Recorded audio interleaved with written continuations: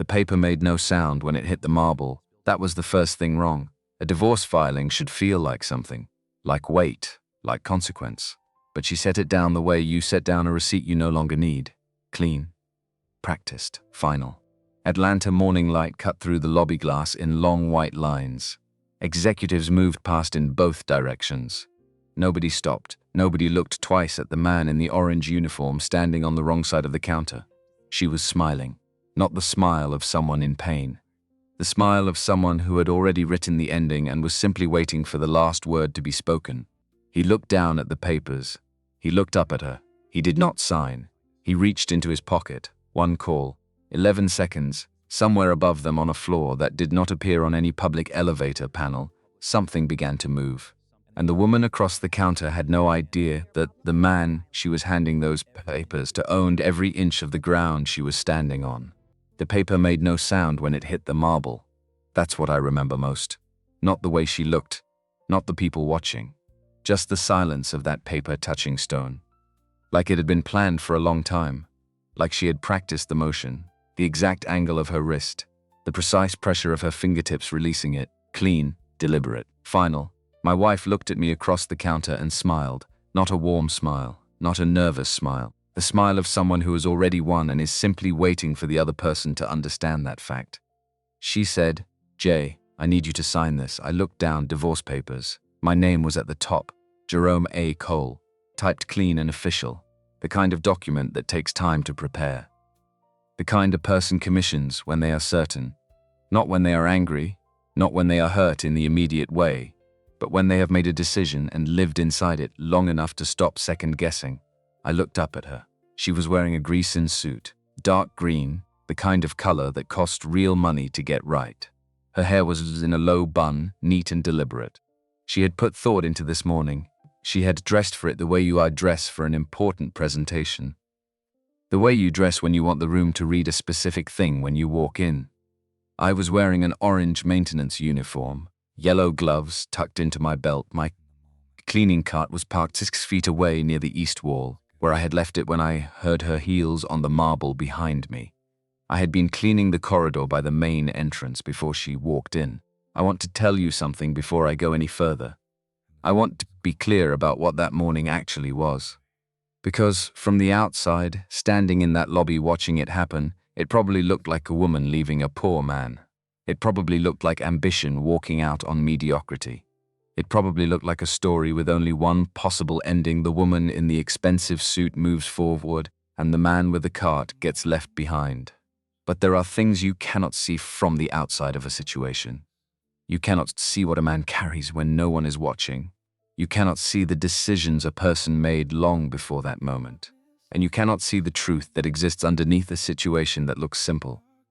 So let me tell you what the truth was. My name is Jerome Cole. I am 40 years old. I grew up on the south side of Atlanta in a house where the heat sometimes didn't work in January, and my father fixed it himself rather than call someone.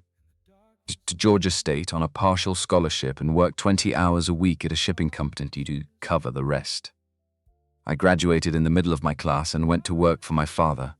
And that morning, standing in that lobby in an orange maintenance uniform with yellow gloves on my belt, I was the founder and CEO of Cole Meridian Group, a company valued at $94 billion. The woman handing me divorce papers was my wife, and she had no idea who she was actually handing them to. Because none of what happened that morning makes sense without what came before it.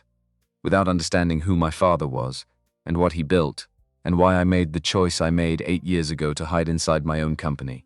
And my father's name was Joseph Cole. He was a man who got up before the sun every single day of his adult life.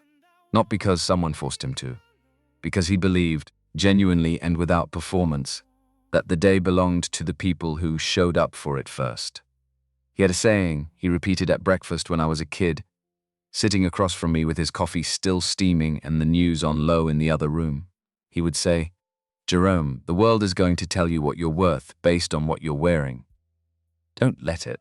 I heard that sentence so many times growing up that I stopped really hearing it. The way you stop hearing a song that plays too often. It becomes background. It becomes assumed. It takes years before you understand what the person was actually trying to give you. He built Coal Meridian Group from nothing. Not from a little something, not from a modest start, from nothing. A small warehouse on the south side of Atlanta. 11 employees. One delivery truck with a transmission that slipped in third gear and a heater that only worked on the driver's side. That was 1987. He was 31 years old with no college degree, no family connections, no safety net of any kind, and a young wife who believed in him more than the situation warranted. What he had was one principle he never deviated from. He treated every person who worked for him like he genuinely needed them, because he did. He knew every driver's name. He knew their kids' names. He knew who was going through something difficult, and he showed up for those people not with a speech, not with a policy memo, but with a bag of groceries left on a doorstep, or a few extra days off, arranged quietly, or just a real conversation where he sat down and listened without looking at his watch. He used to say, "A man who doesn't know the people doing the real work doesn't actually know his own business." By the time I was in high school, CMG had grown into something real, not massive, not famous, but solid. A regional logistics company with a reputation built on showing up when you said you would and doing what you said you'd do. That was it. That was the whole competitive advantage. Reliability. In a business where half your competitors were unreliable, being the company that called when there was a problem instead of hoping no one noticed was worth more than any marketing campaign. I worked in that warehouse every summer from the time I was 13 years old. Not because my father made me. Not exactly. It was more that he made it clear without ever saying it directly that understanding where something comes from was the only honest way to understand its value. He could have kept me out of the warehouse. He could have let me have summers off like other kids. Instead, he put me on the loading dock at 6 in the morning and let me figure out for myself why the work mattered. He taught me to read shipping manifests before I could read a balance sheet. He put me in the cab of that old truck on weekends and taught me how to plan a route like a story, with a beginning and a middle and points where you had to make decisions that affected everything that came after. I was not just learning a business. I was learning the man who built it. I was learning how he thought, what he valued, why he made the choices he made. When I was 32, my father died. A heart attack, faster. He went in his sleep on a Wednesday night in November, and by Thursday morning, the company he had spent 30 years building was mine. Just like that. No transition period, no gradual handover, just a phone call at 4 a.m. from my mother, and then a drive across the city in the dark, and then the particular silence of a house where something has just permanently changed. He left me CMG Holdings. At that moment, it was valued at $9.2 billion. He left me something he had built from a warehouse with a broken truck, and turned into a company that employed 400 people and operated across 7 states. And he left me one sentence, written in his own handwriting, on a piece of paper folded twice and placed in the top drawer of his desk beneath the letter he had written to my mother and beside a photograph of the two of them from 1986, the year before he opened the warehouse. The paper said, "You'll know who deserves to be beside you when you're not wearing a suit." I read that sentence 100 times in the first week. I read it looking for the instruction inside it. I thought at first it was about humility, about staying grounded, about remembering where the money came from and not letting it change the fundamentals of how I operated. But the longer I sat in his chair, which was too big for me in a way that had nothing to do with the physical dimensions of the furniture, the more I understood what he was actually saying. Power is a distortion field. When you are the CEO of a company worth billions, everyone around you behaves in a way that is responsive to that fact. People agree with you faster than the logic of the situation warrants. They laugh at things that aren't funny. They dress better when they know you're coming. They choose their words with a care that has nothing to do with honesty and everything to do with calculation. And the warmth they extend to you, the friendliness, the openness, the apparent affection, you can never know with certainty whether it's real or whether it's the social performance of people who understand that being liked by the powerful is a resource worth cultivating. My father knew this. He had felt it as the company grew and the power expanded. He had watched it happen to people around him. He had watched some of them lose the ability to distinguish between genuine connection and strategic performance. He had spent 30 years trying to stay grounded in who he was underneath the company, and the sentence he left me was not just wisdom, it was a methodology. So I made a decision. I would not appear publicly as CEO. Cole Meridian Group adopted what we called internally a blind leadership structure. No photographs of executive leadership on the website, no press appearances, no named CSREO on any publicly facing ills. When new employees joined CMG, they were told during orientation that the company operated through a distributed board governance model, and that there was no single public-facing CCO for reasons of security and competitive confidentiality. This was presented as a deliberate strategic choice, which it was. This structure is not as unusual as it sounds. Several significant holding companies operate with minimal public executive profiles. The CEO of a major logistics and infrastructure conglomerate does not need to be a public personality. The work is the work. The results are the results. A name and a face attached to them add nothing to a shipping contract. On all legal and financial documents, my name appeared as J.H. Cole. My full legal name is Jerome Harlan Cole, and the initials were common enough that they created no particular trail for a curious employee to follow. I worked in the building as a maintenance employee, not as a performance, not as theater. As actual work in a role I had genuinely held before, doing tasks I had learned from the ground up working beside my father in the early warehouse years. I knew the mechanical systems of our facilities better than most of our facilities managers because I had worked on them. I kept up that knowledge. I took the work seriously. And I discovered in the first year of doing it that working in that orange uniform told me more true things about the culture of my company than any board meeting or management report had ever told me either. I saw who people were when they believed no one important was watching. And I will tell you plainly, most people are not their best selves in those moments. Not because they are bad people, but because the presence of perceived power changes behavior in ways most people never examine in themselves. When there is no one to impress, when there is no career consequence attached to kindness or to cruelty, when the person standing in front of you is, as far as you know, simply the man who empties the trash, that is when you see the actual person. I had been seeing the actual people in my company for 8 years. What I had not been prepared for was seeing the actual person in the woman I married. That came later. That came slowly. And by the time it was fully visible, the damage was already done in ways that a conversation could not repair. But on that Tuesday morning in the lobby, I was still in the moment just before everything became irreversible. The divorce papers were on the marble counter. My wife was looking at me with that particular certainty that belongs to people who have made up their minds and are waiting for the world to catch up. I looked at the papers.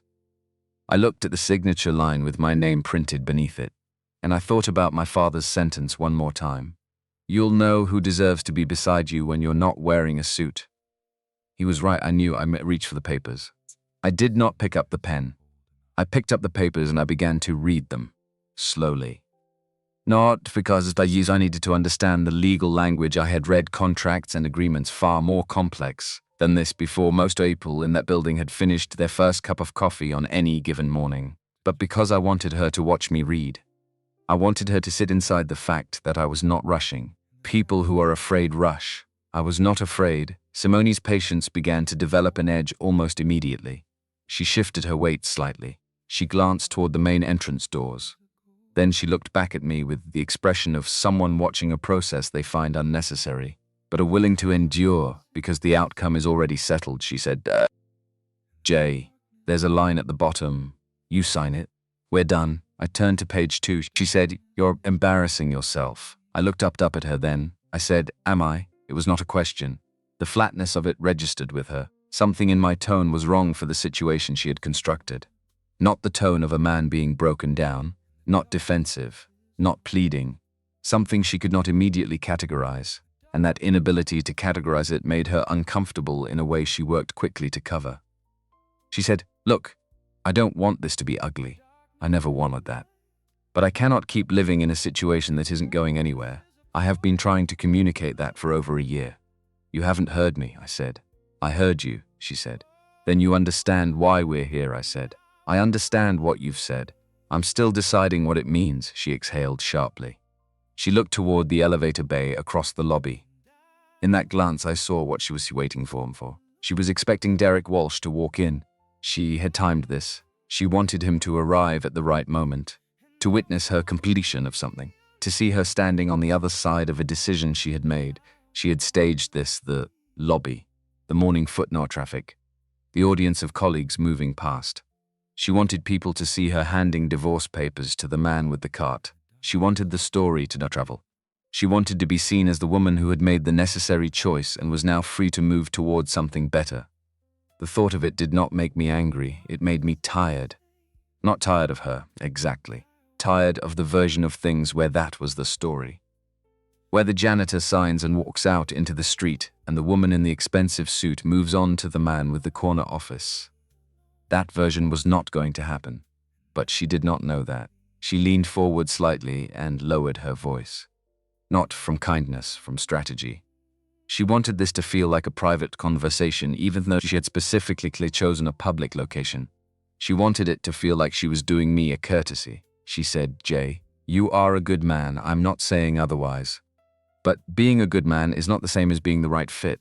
You're not the right fit for where I'm going. That's not an insult. It's just an honest assessment," I said. "Where are you going?" she said. "Somewhere that requires a partner who matches the pace. Someone with real ambition, with vision, someone who is building something," I said. "And I'm not," she said. "Not in any way I can see." I nodded slowly. I folded the papers once and held them. I said, "Simone, there's something I want you to consider while we're standing here." She waited, still performing patience. I said, "How do you know what you can't see?" She blinked. I said it again, quieter. "How do you know what you can't see?" She did not have an answer for that. Not because the question was unanswerable, but because it was not the kind of question she had prepared for. She had prepared for anger. She had prepared for the version of this where I asked her not to do it, where I told her I would change, I would try, I would become whatever the situation required. She had prepared for the fear that she expected.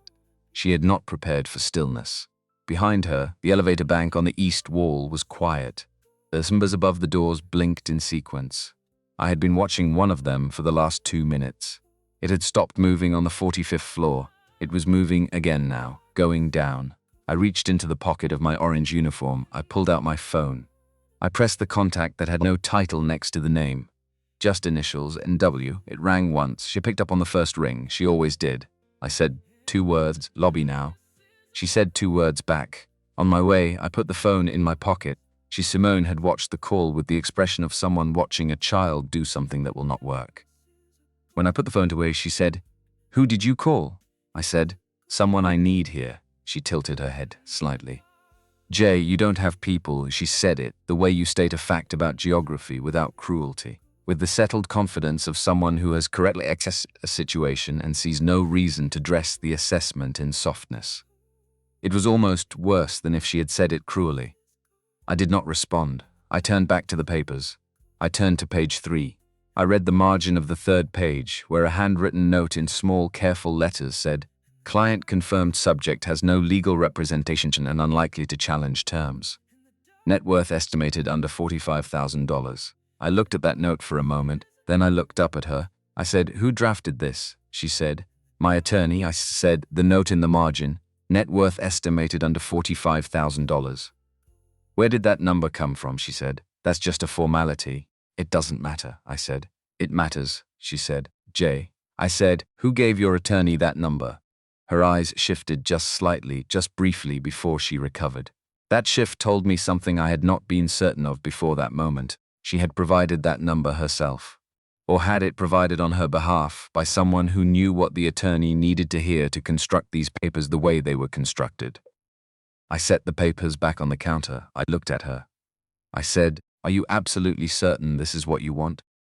She looked back at me with complete confidence. She said, Yes, I am done, Jay. Sign the papers." I nodded once. And behind her, the number above the east elevator settled on L. The doors was opened. Naomi Washington walked out of that elevator like she had been built specifically for this moment. She was wearing a charcoal gray suit she had pressed that morning. She pressed her suits every morning, without exception, because she believed that the state of a person's clothing communicated something about the state of their attention.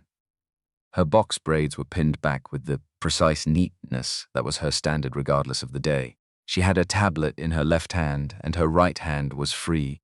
Her face was composed in the particular way that comes from years of training yourself to show exactly what you choose, and nothing beyond it. Behind her walked two men in black suits, not building security, not the uniformed guards who stood at the front desk and managed visitor badges. These were security executives, the kind who carry themselves with the specific quality of people who've assessed every room they have ever walked into and know exactly what they would do if the situation required it. Naomi crossed the lobby in 12 steps. She stopped beside me. She looked at me first, directly, with a look that said she had taken in the entire situation in the time it took her to cross the floor, and she was ready.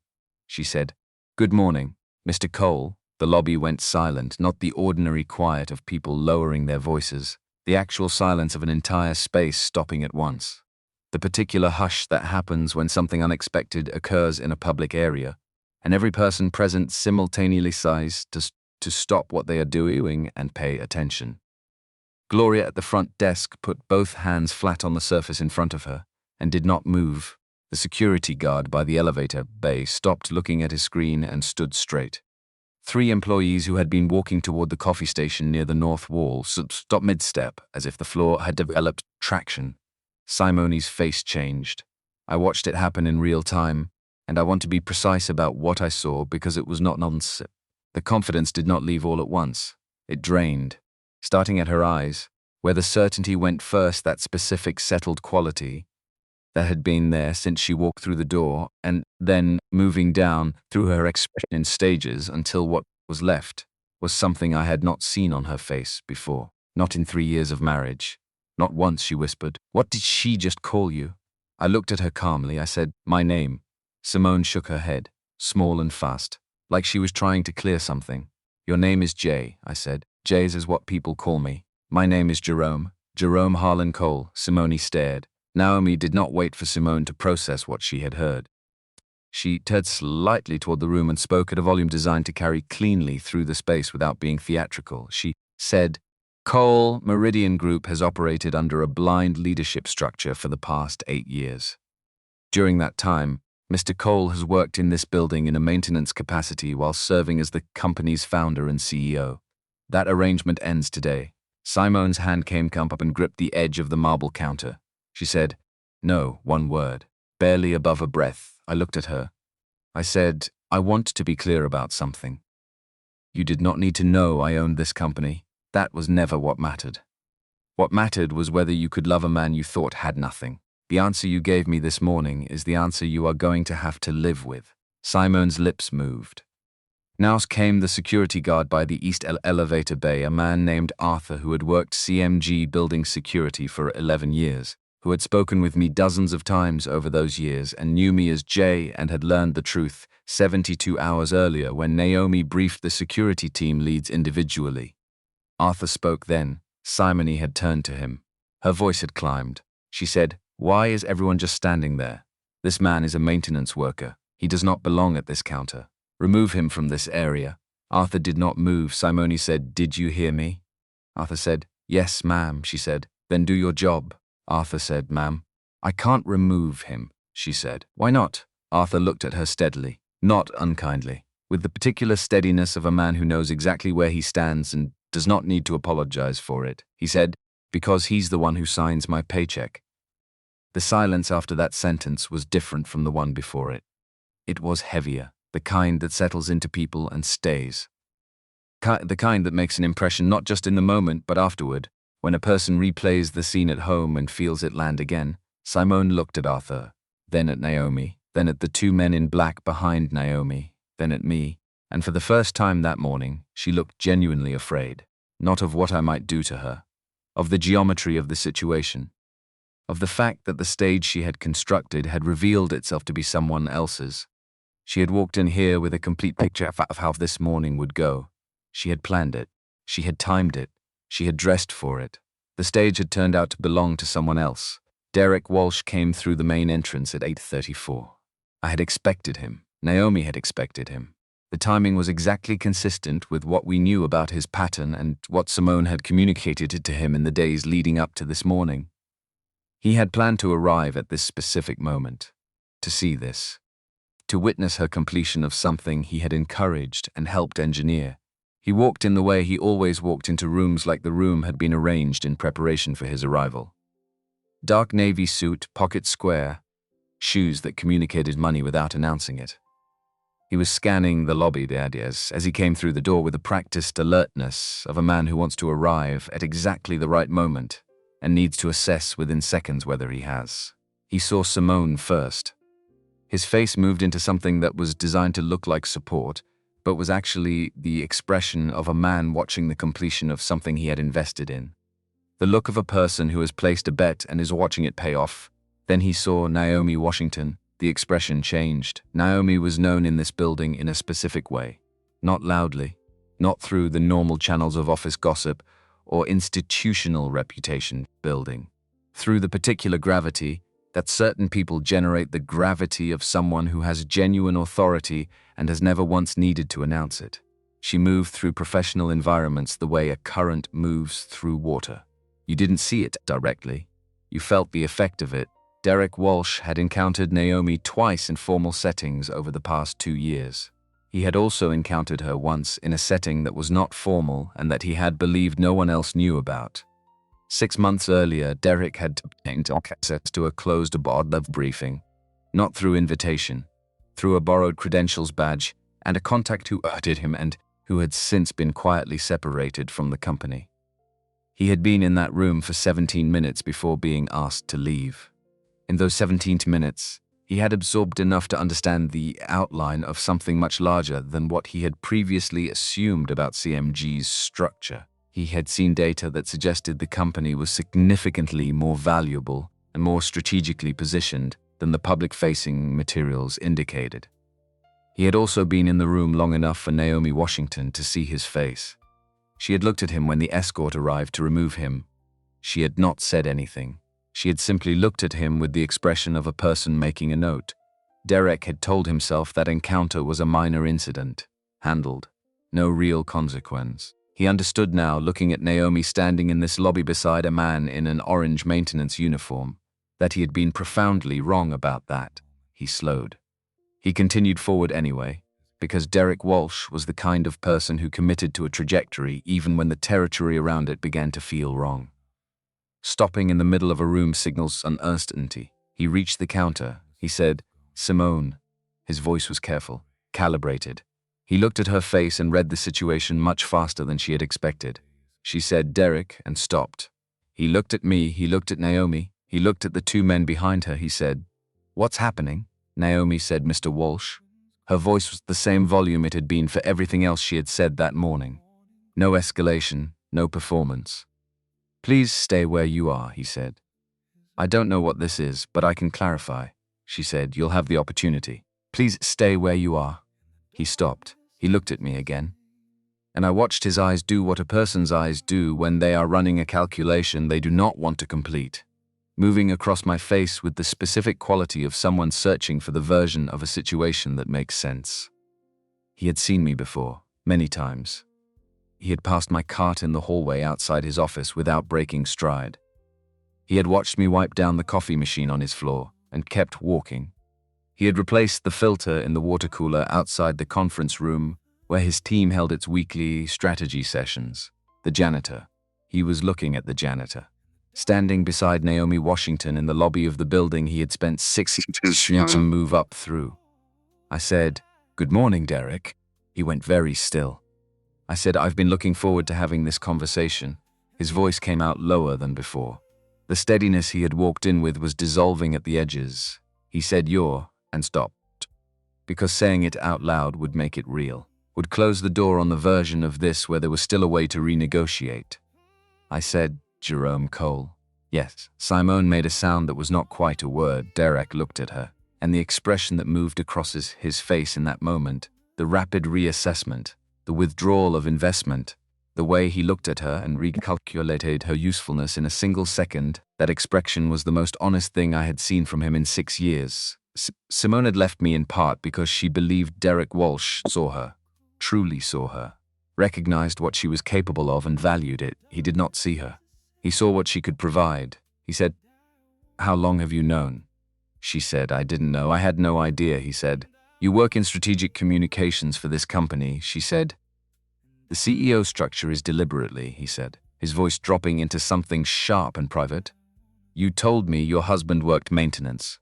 You said he had no connection to leadership, she said, because that's what I believed. He looked at her for a long moment, then he looked away. That was the moment Simone understood something about Derek Walsh that she'd not allowed herself to understand before. The look he gave her as he turned away was the same look she had been giving me for a year and a half. The assessment, the recalculation. The withdrawal. Naomi stepped forward. She had her tablet angled slightly. The large display on the lobby wall normally used for building announcements and visitor information had gone dark 30 seconds earlier. Now it came on, not with an announcement, with data, access logs, file transfer records, timestamps and transaction identifiers arranged in a grid that took approximately 10 seconds for the people to understand to obtasil that, well, some things are significant. Derek looked at the screen, his jaw tightened. Naomi said, Mr. Walsh, over 14 months, you executed a series of unauthorized data transfers from CMG Holdings' internal systems to external servers subsequently identified as controlled by Apex Capital Group. Our security team has documented 23 separate incidents. The total assessed value of compromised proprietary data is approximately $2.3 million. She let that number settle. Then she said, Federal investigators have been working with us for the past 6 weeks, Derek said. This is being taken. He stopped. Tried again. This is out of context, Naomi said. The FBI will make that determination. Not me, Simone said, barely above a whisper. What did you do? Derek did not look at her. I had been watching his face through all of this. Not with satisfaction, with something more complicated. Derek Walsh was not a stupid man, and he was not an impulsive one. He had looked at a situation and made choices that placed what he wanted above what was right, and he had done it accurately and deliberately over more than a year. That is not recklessness. That is a worldview. The worldview that a particular combination of intelligence and ambition exempts a person from the expectations that govern everyone else. It is always wrong. The people who hold it discover that only at the moment when everything built on it comes apart simultaneously. This was that moment. The main entrance opened again. 2 men in dark suits walked in. Not CMG staff. Federal agents who had been in the building since 7:15 that morning, on a different floor, in a conference room that had been made available to them for this purpose. Naomi made a small gesture. 2 fingers barely visible. The agents crossed the lobby floor without hurrying. They walked to Derek Walsh and one of them said his full name. Derek's shoulders dropped a fraction of an inch. A small movement, but I saw it. He did not run. He did not argue. He was intelligent enough to understand that the moment for alternatives had closed some time ago. He looked at Simone once before they moved him toward the side entrance. She was looking at the floor. He looked at me. I looked back at him. He said, very quietly, I did not know she was your wife, I said. You knew she was someone's wife. He had nothing to say to that. They walked him out. The room breathed again. People who'd stopped moving began to move, but slowly, the way people move after witnessing something they will be talking about for the rest of the week. Not rushing to resume normalcy, recalibrating. Feedback, finding their bearings in a space that no longer looked quite the same as it had 22 minutes ago. Simone was still holding the counter, both hands, knuckles pale.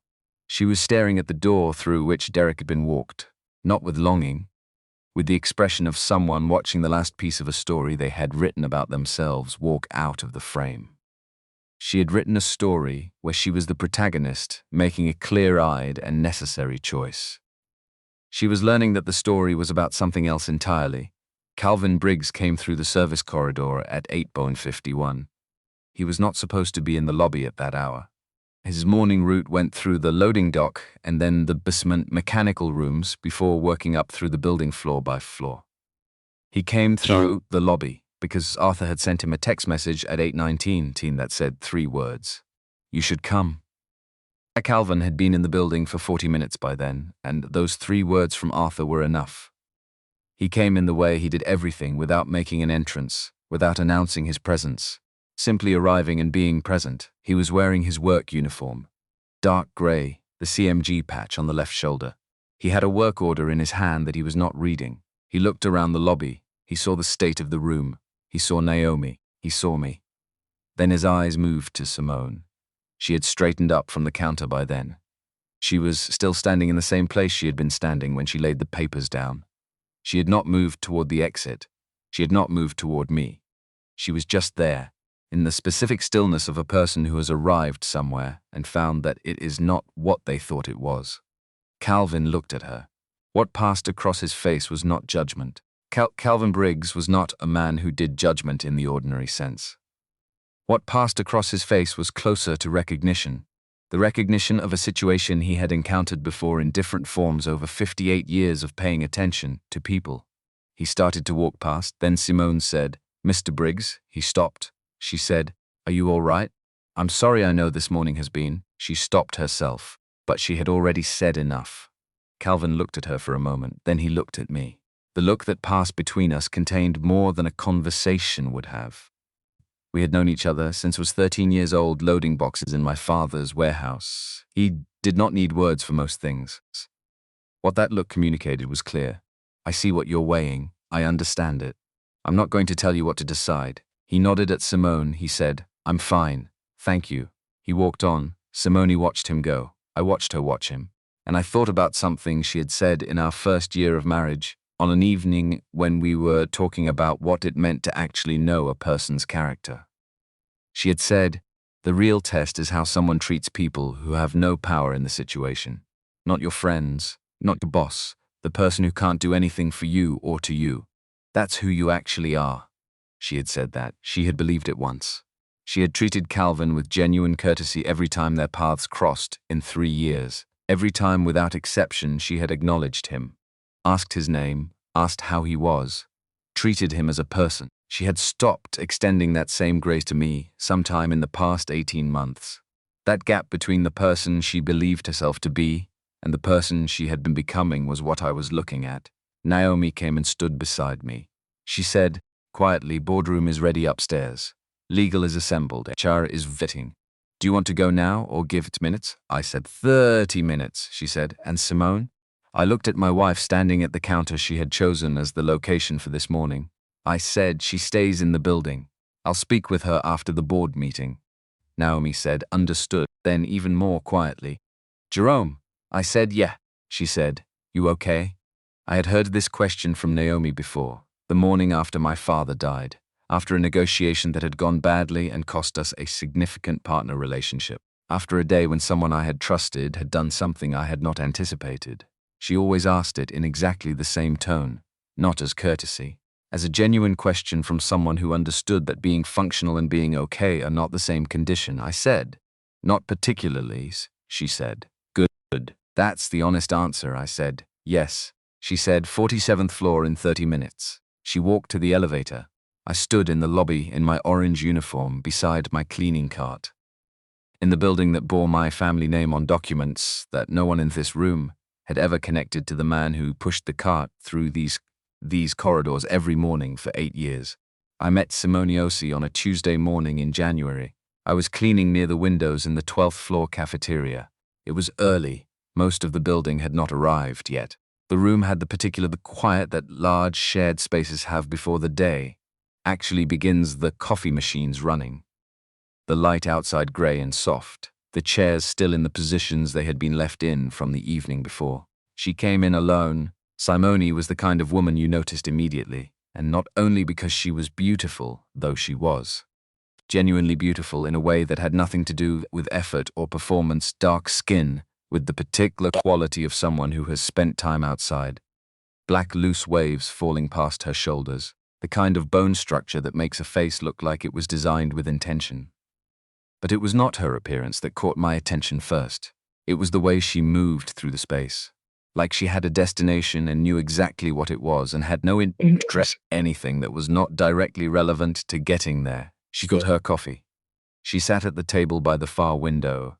She opened her laptop. She did not look around to take stock of who was in the room, the normal social reflex of a person entering a shared space. She was already somewhere else in her attention. 20 minutes passed. Then a man from the finance department came in, moving fast with his phone in one hand and a cup of coffee in the other. He cut too close to Simone's table. His elbow caught his cup. Coffee went across the floor and across the edge of her table. He did not stop. He looked down at the mess, looked up, continued walking. No apology, no acknowledgement. Just the assumption that the situation would resolve itself without his participation. Simone watched him go. She did not say anything in his direction. Then she turned and looked at me. I was already moving toward the spill with my mop. She said, "You don't have to clean that. It wasn't your spill. I'll report it." I stopped. People did not say that to me. In 8 years of working in that uniform in this building, I could count on one hand the number of times someone had expressed any consideration for the person who would have to deal with a mess that was not their responsibility. Most people simply expected it to disappear, the way they expected the elevator to arrive and the lights to work as a fact of the environment rather than the result of someone's labor. I said it was fine. It was my floor, she said. It shouldn't be his mess for you to clean up. That was rude of him. I looked at her, not at her face, at the quality of what she had just said, the absence of performance in it. She was not making a point about herself. She was not demonstrating sensitivity for anyone who might be watching. She had simply observed something that struck her as unfair and said so plainly. I said, "You're new," she said. 3 weeks. "Strategic communications," I said. "The director position on 17. You moved into that office." She tilted her head slightly, recalibrating something. She said, "And you are?" I said, "Jay. Building services." She nodded. She went back to her laptop, but after a moment, without looking up, she said, "Jay, is there anywhere in this building to get decent lunch that isn't the third-floor cafeteria?" That was how it began. Not dramatic, not designed.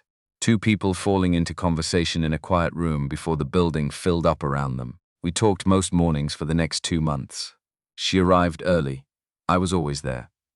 We found a rhythm the way people do when they occupy the same space at the same time, with no particular agenda beyond the work in front of them.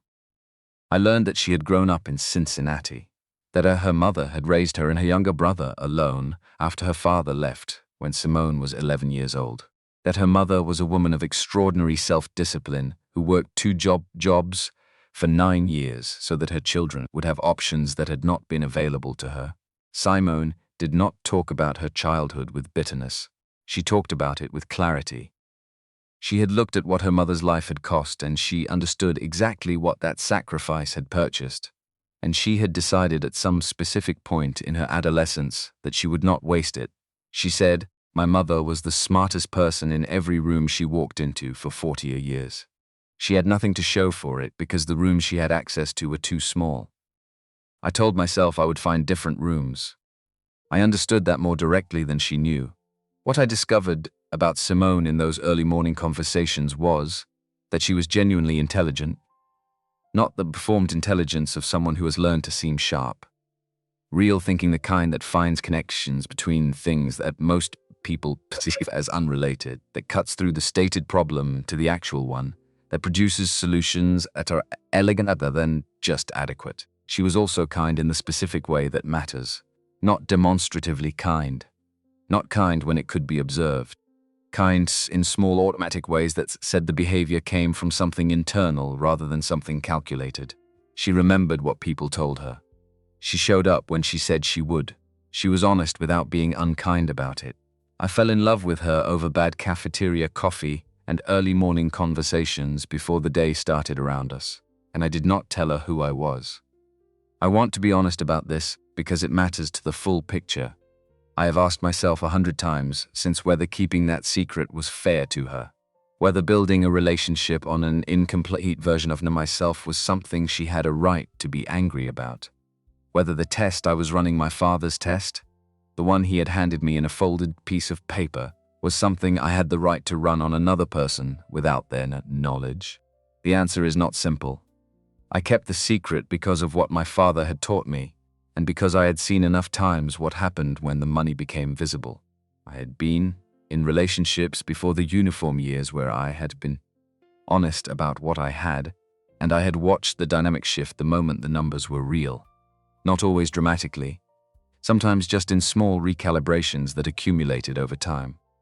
A subtle adjustment in how the other person spoke to me. A change in how they described our relationship to others. A gradual drift toward what they wanted from the situation rather than from me. I did not want that with Simone. I wanted her to love the actual person, not the position or the company or the number. The man who cleaned floors and remembered people's names and thought about what his father had built and why it had mattered. But I also kept it too long. I knew I was going to marry her, and I still kept it.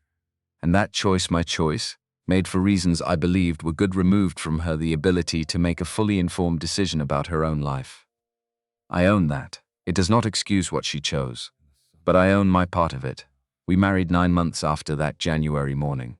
A small ceremony, 20 people. A judge, not a church. Calvin was there. 2 of Simone's college friends. Her brother Marcus, who drove up from Savannah and shook my hand with a grip that communicated clearly that he was the brother who paid attention to how a man treated his sister. No one from the company, no announcement, no press. Just us, in a quiet room, making a promise to each other. I thought we were the same kind of people. I thought we both understood what the important things were. I was right about the first part. I was wrong about the second. I want to be precise about what changed with Simone, because it was not a switch. It was not a single event or a single conversation. It was a current. Something moving beneath the surface of ordinary days that you can feel without seeing, the way you feel a river pulling at your legs even when the water above looks perfectly still. She was promoted to Director of Strategic Communications months after we married. It was a promotion she had genuinely earned. I had nothing to do with it. The VP above her had left to join a competitor, and Simone's work in the 3 months prior had been exceptional by any standard. Her team delivered. Her strategies were well constructed and well executed. The recommendation came from 2 levels above her and was unanimous. I approved it from the 47th floor on a Tuesday afternoon, while she was preparing her quarterly report on the 12th floor, and neither of us knew the other was in that moment. I was proud of her. I told her so that night over dinner. I said, "You earned this. Nobody handed it to you," she smiled. And at that point, the smile was real. But something happens to people when they start winning consistently. Sometimes it makes them more generous, more secure, more willing to extend patience and grace to the people around them because they have enough of their own now that they can afford it. And sometimes it activates a different calculation. They look at their life and they begin running numbers they were not running before, measuring things against a new set of standards that the success itself has raised. And the things that had seemed like enough begin to seem like less, because the frame of reference has shifted. Simone's recalibration was gradual. But I watched it happen over the following 12 months with the particular tension of someone who spends his professional life watching how people behave when they believe the situation has no consequences. She started coming home later, not dramatically. 20 minutes, 40 minutes, an hour, the kind of difference that has 100 explanations. But it accumulated, and the accumulation had a direction. She stopped telling me stories about her day. Not the professional content, she had never shared that in detail. And I had never pushed for it, because I was navigating my own constraints about what I could discuss, without revealing things I was not ready to reveal. But the texture of the day, the small moments, the things that had made her laugh or frustrated her or surprised her, those stopped coming home with her. She started mentioning a name, Derek Walsh. At first it was contextual. Derek's team was presenting on Wednesday. Derek had a strong perspective on the third quarter approach. Derek thought the communication strategy needed a different entry point. Then the register changed. Derek thinks 3 steps ahead. Derek knows how to move inside an organization. Derek has relationships at levels most people at his title don't have access to. The way she said his name shifted over the course of 3 months from professional reference to something that sounded like the beginning of a kind of admiration that was not professional in origin. I noticed. I did not say anything immediately. I am not a man who speaks before he knows what he is actually saying. What I did was pay attention. I started seeing other small things. Her phone face down on the table when she was home in a way it had not been before. An account password changed on a shared service. A new quality of vagueness in how she answered the question, "How was your day?" Answers that were technically accurate but contained nothing real. One evening we were sitting in the kitchen after dinner. She was looking at her phone. I had my hands around a coffee mug. The light was low. It was the kind of domestic moment that marriage is mostly made of, not dramatic, not particularly significant, just two people in the same space at the end of the day. She said without looking up, Jay. Do you ever think about what you actually want? Long term? I said. Yes, she said. What is it? I said this, more or less, what we have. She looked up then, she looked at me for a long time. The expression on her face was one I could not name precisely. It was not contempt, not in the direct sense. It was closer to the look of someone who has just received confirmation of something they had been afraid was true and are now processing the implications. She said, I don't think I can be the only one moving forward, I said. What do you mean, she said. I mean, I'm building something. I have a direction. I know where I'm trying to go. And I love you, Jay. But I don't know where you're trying to go. And I can't keep pulling for two people. I looked at her. I thought about the $94 billion company 3 miles from where we were sitting. I thought about the board meeting I had chaired days earlier. I thought about my father's sentence. I thought about what it would mean to tell her the truth in that moment, what it would change, what it would confirm, what it would make impossible to know. I said, I'm not standing still, Simone.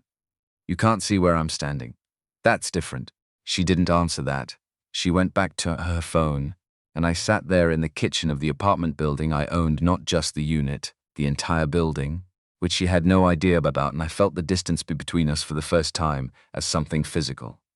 Not a mood, not a bad night, a gap. Something that had been growing without being named, in the way that the most significant problems between people grow not with a dramatic moment of rupture, but with the quiet accumulation of small unresolved things. Calvin saw it before I admitted it to myself.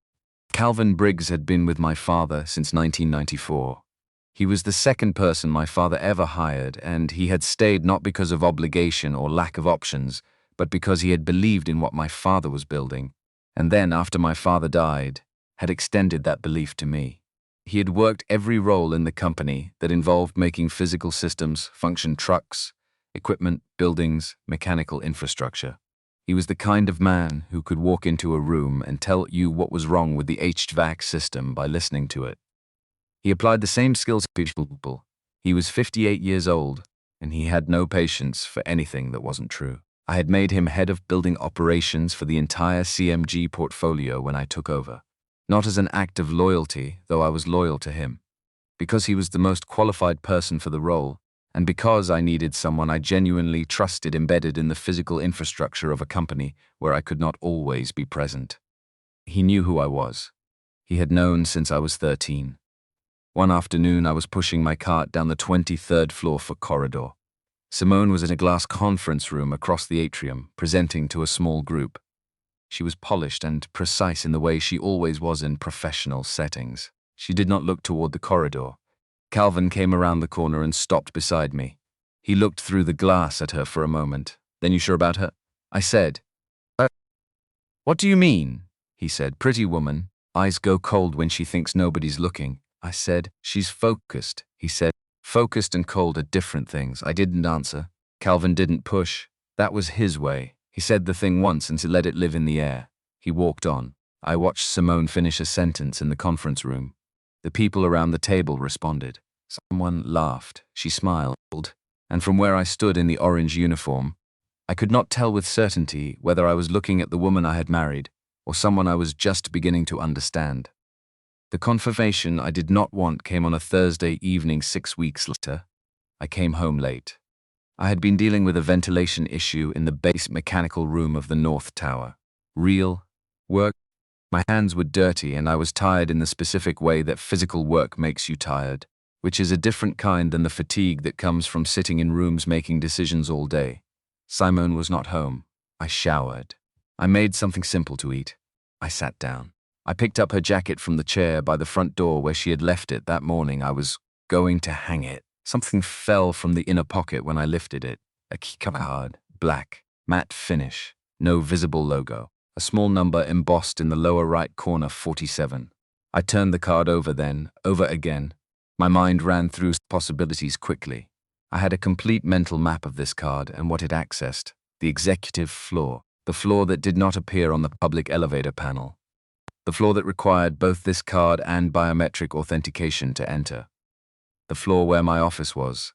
I set the card on the coffee table. When Simone came home an hour later, I was on the couch with the television on and the sound low. She came in and went directly to the kitchen. She said she had already eaten. Standard. Unremarkable in tone. Then she saw the card on the table. She stopped, she said. "What's that?" I said. "It fell out of your jacket." She picked it up. She looked at it. Something moved across her expression, fast and small, and then settled. She said, "Oh, I found it in the elevator last week. I meant to turn it in." She set it back down. I said, "What floor?" She said, "I didn't look closely. I was in a hurry." She went into the bedroom. I sat with the card for a long time after she left. She had not turned it in. She had kept it for a week. She had looked directly at the number 47. When she picked it up from the table, I had watched her eyes go directly to the number, and then told me she hadn't looked closely. That was the first lie I caught her in clearly. Not a large lie, not the lie that mattered most, but precise. The kind of lie that tells you a person has been practicing the skill. I put the card in my pocket when I went to bed. I lay in the dark beside my wife and listened to her breathe. Steadily, the way people breathe when they are not troubled by what they have done. And I thought about my father's sentence, which I had been thinking about with increasing frequency for the past 3 months. "You'll know who deserves to be beside you when you're not wearing a suit." I was learning the answer. Derek Walsh had been with CMG Holdings for 6 years when this began. I knew him. Not as his CEO, he had never been in a room with me in that capacity. But I had watched him from the maintenance level for years, with the specific attention of someone who is paid to see what others miss. I had pushed my cart past his office. I had been in rooms when he was presenting or having informal conversations with colleagues. I had heard what he said when he believed the only ears present belonged to people he did not need to consider. He was talented, genuinely. He had real strategic intelligence, the kind that identifies leverage points and constructs arguments that are difficult to argue against on their face. He was the kind of person who would have been genuinely valuable in almost any organization. He was also a person who had concluded, at some point in his development, that the rules governing other people's conduct were not rules that applied to him. Not dramatically, not in a way that was visible in any single moment, but consistently, in the pattern of his choices over time. 2 years before this story, he had submitted a proposal for elevation to a C-suite role. The proposal was ambitious in conception. It was also built on a restructuring framework that would have displaced 3 of our most effective operational leaders, people who had been with CMG since my father's era, who had built core functions of the company from the ground up. His stated rationale was efficiency.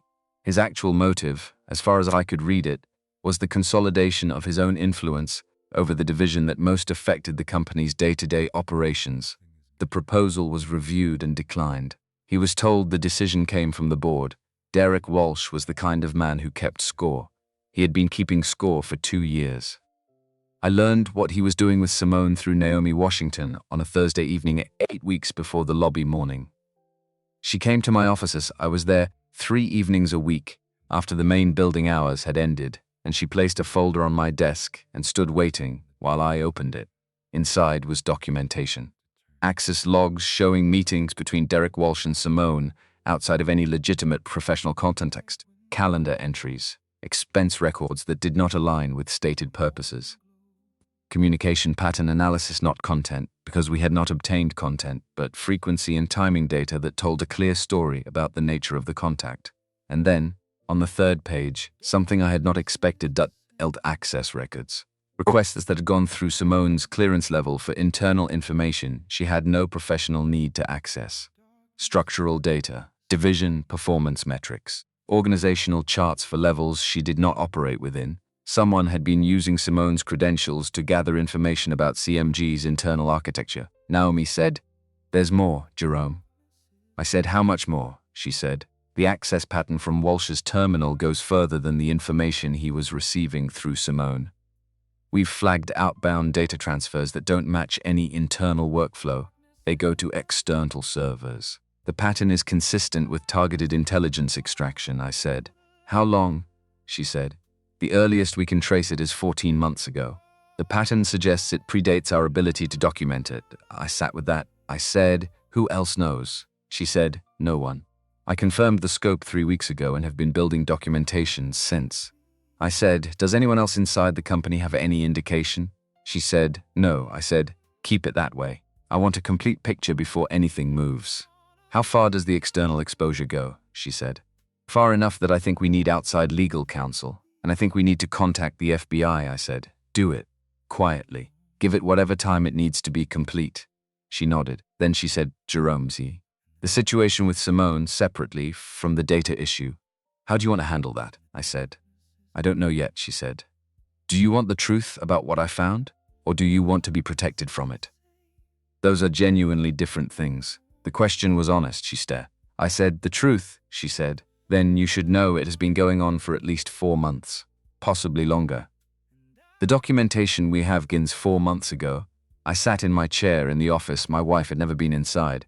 In the building she walked through every day, and I felt something inside me settle into a particular stillness, not the collapse of emotion. The stillness that comes just before a decision, when the noise resolves into clarity. I said, let it run. Don't move on anything until the federal picture is complete, Naomi said.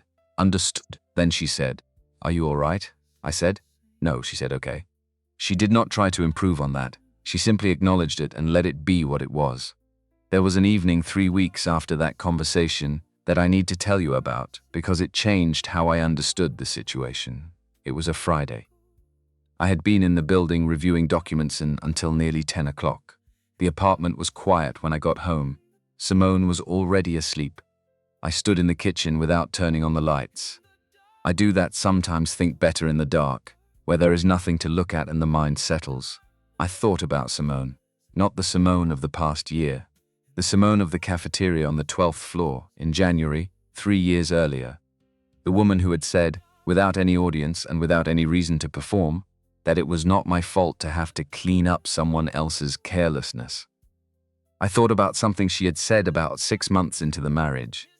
We had been watching a documentary about the engineering of large structures, about the people who work on foundations, the work that goes into the parts of a building no one ever sees, the parts that everything else depends on.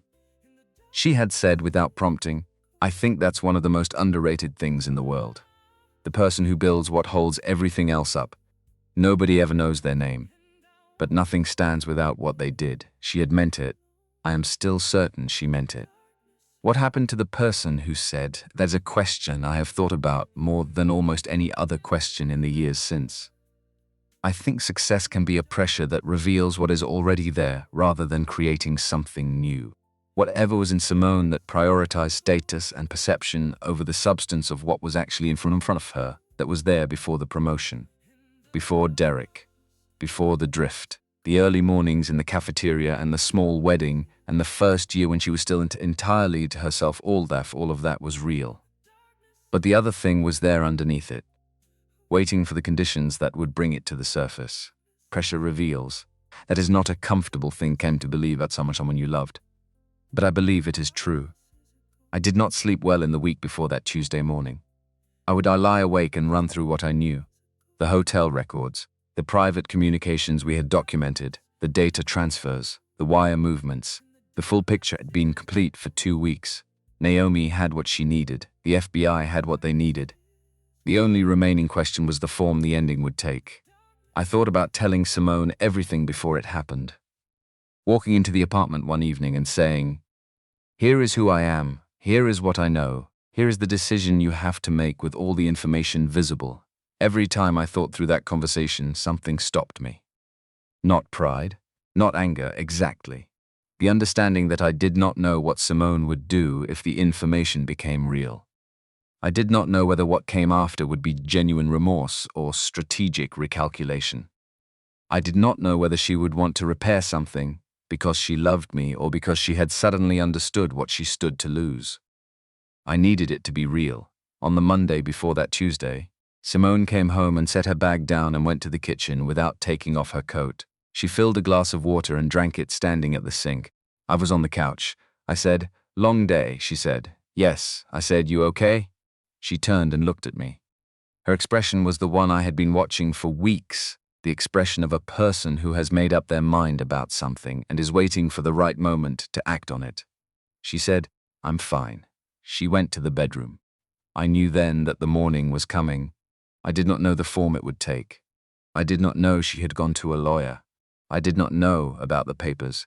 I did not know she would choose the lobby of this building, our building, in a way she did not yet understand as the location for it.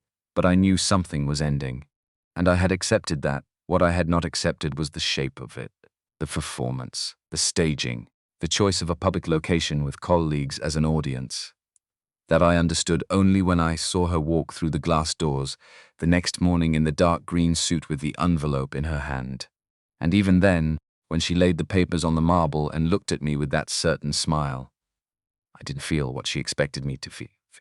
I felt clear. There is a clarity that comes from knowing what another person does not know you know. It is not superiority. It is not cruelty. It is simply the stillness of standing on solid ground, while someone else acts on a map that is missing its most important feature, sir. Simone's map showed a janitor, a marble counter, and a moment of power. My map showed something different. I looked at my name on the papers.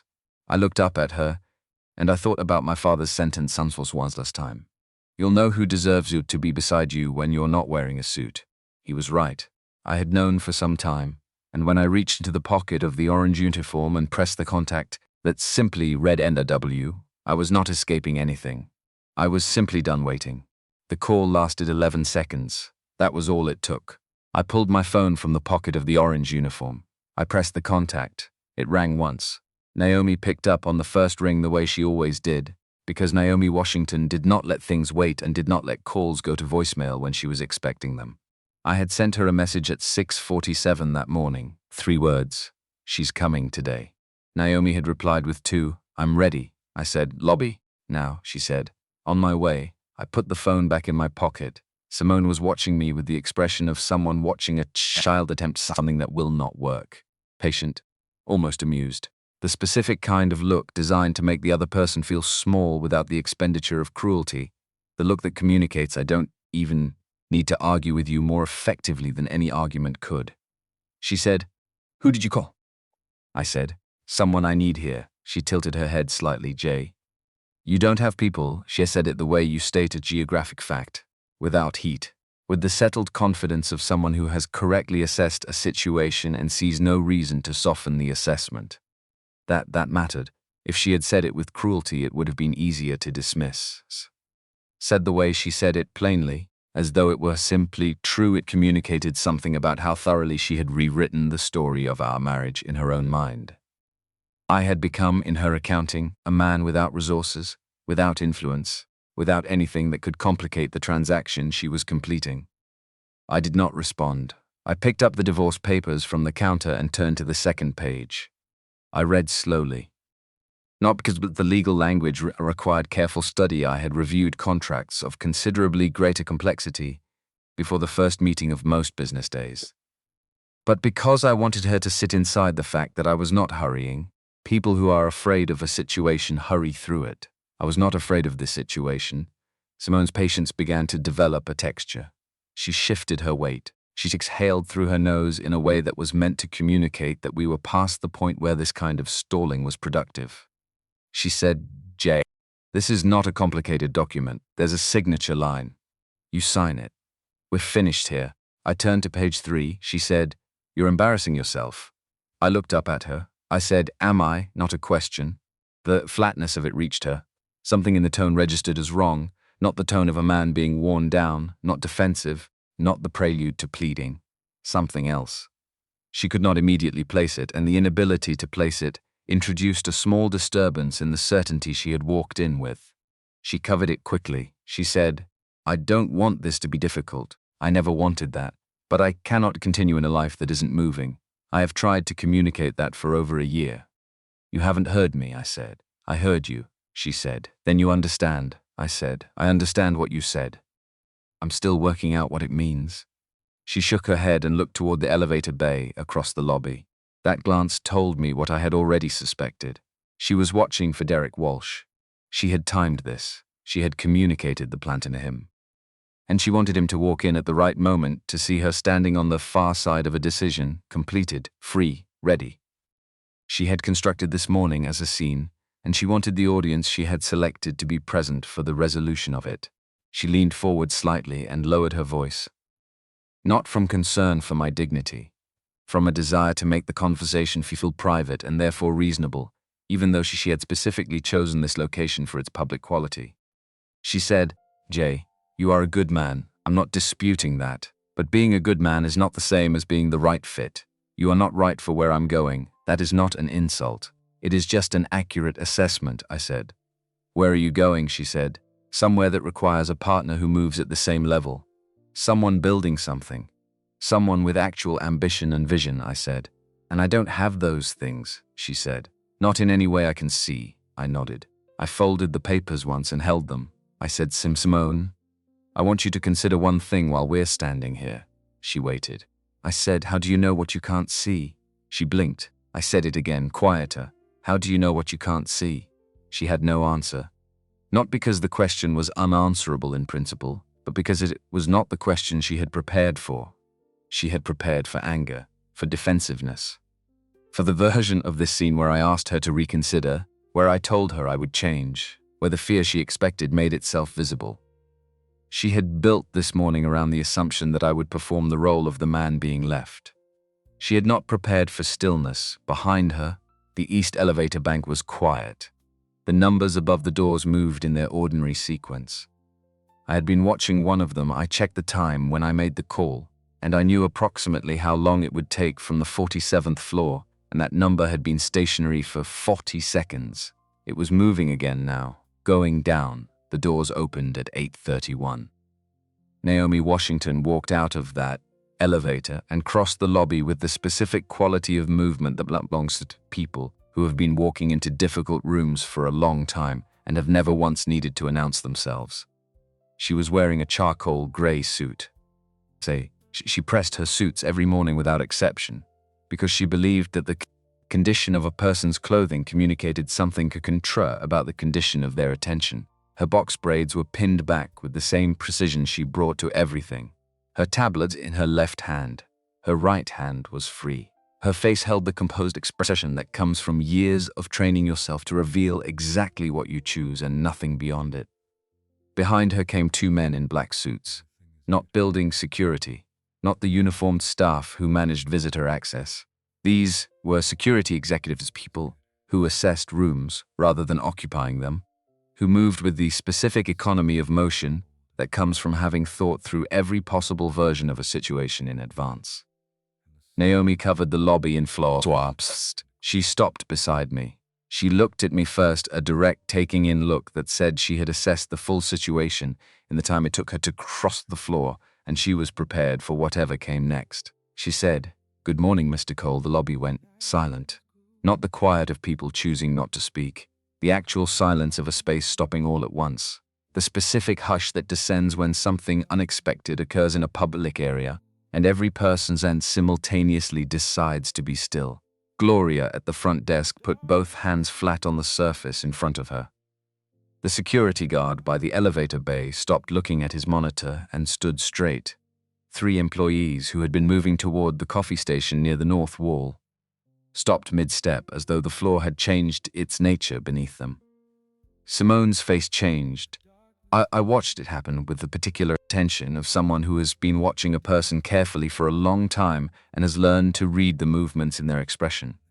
The confidence did not leave all at once. It drained in stages, starting at her eyes, where the certainty went first. That's a specific quality she had carried since she walked through the door and moving downward through her face, until what remained was something I had not seen in 3 years of knowing her. She whispered, "What did she just call you?" I said my name. She shook her head, small, rapid, like she was clearing static. "Your name is Jay," I said. "Jay is what people call me. My name is Jerome Harlan Cole." Simone stared at me. Naomi did not pause for the information to settle. She turned toward the room and spoke at the volume of a person who wants to be heard clearly without being theatrical. Cole Meridian Group has operated under a blind leadership structure for 8 years. During that time, Mr. Cole has worked in this building in a maintenance capacity while serving as the company's founder and CEO. That arrangement ends today. Simone's hand came up and gripped the marble counter edge. She said, "Oh," one word. Barely above breath, I looked at her. I said, "You didn't need to know I owned this company. That was never the point. The point was whether you could love a man you believed had nothing. The answer you gave me this morning is the one you'll carry." Simone's lips moved. No sound followed. The security guard by the east elevator, Arthur, 11 years with CMG building security, a man I had spoken with dozens of times across those years, and who had learned the full truth 72 hours earlier when Naomi had briefed the security team leads individually, and in person Arthur spoke up then, because Simone had turned to him. Her voice had climbed. She said, "Why is no one doing anything? This man is maintenance staff. He does not belong at this counter. Remove him." Arthur did not move. She said, "Did you hear me?" He said.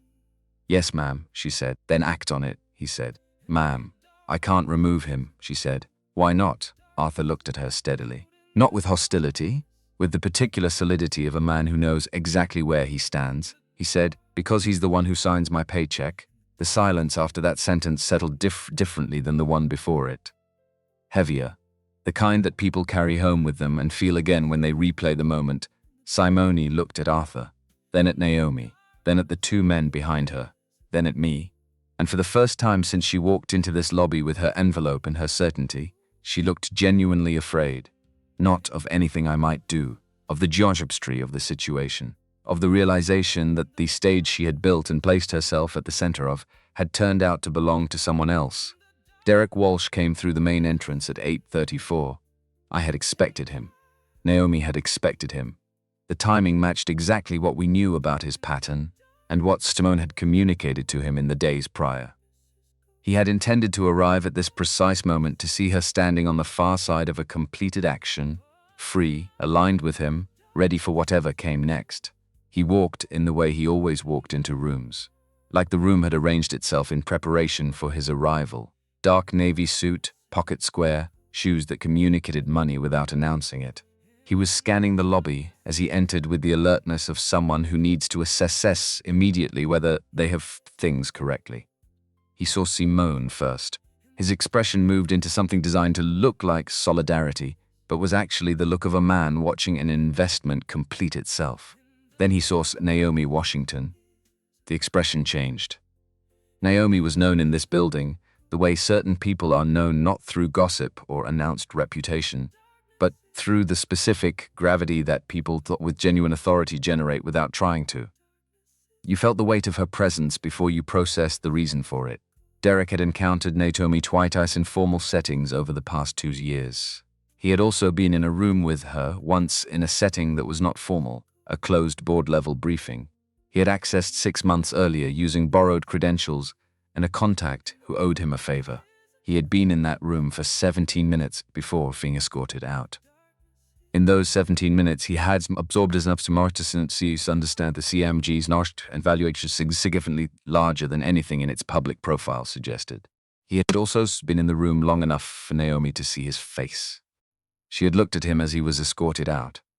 She had not said a word. She had simply looked at him and noted him in the way that certain people note things completely, permanently, without any indication of what they intend to do with the information. Derek had told himself that encounter was minor, managed, no lasting consequence. Standing in this lobby now, watching Naomi beside a man in an orange maintenance uniform, he understood that he had been comprehensively wrong about that. He continued forward because stopping in the middle of a room signals uncertainty that he could not afford to show and reached the counter. He said, "Simone." His voice was calibrated. He looked at her face and read the situation faster than she could have explained it.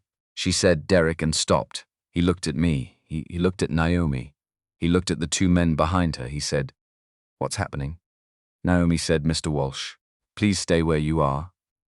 Her voice held exactly the same quality it had held for everything else she had said that morning. No escalation, no performance.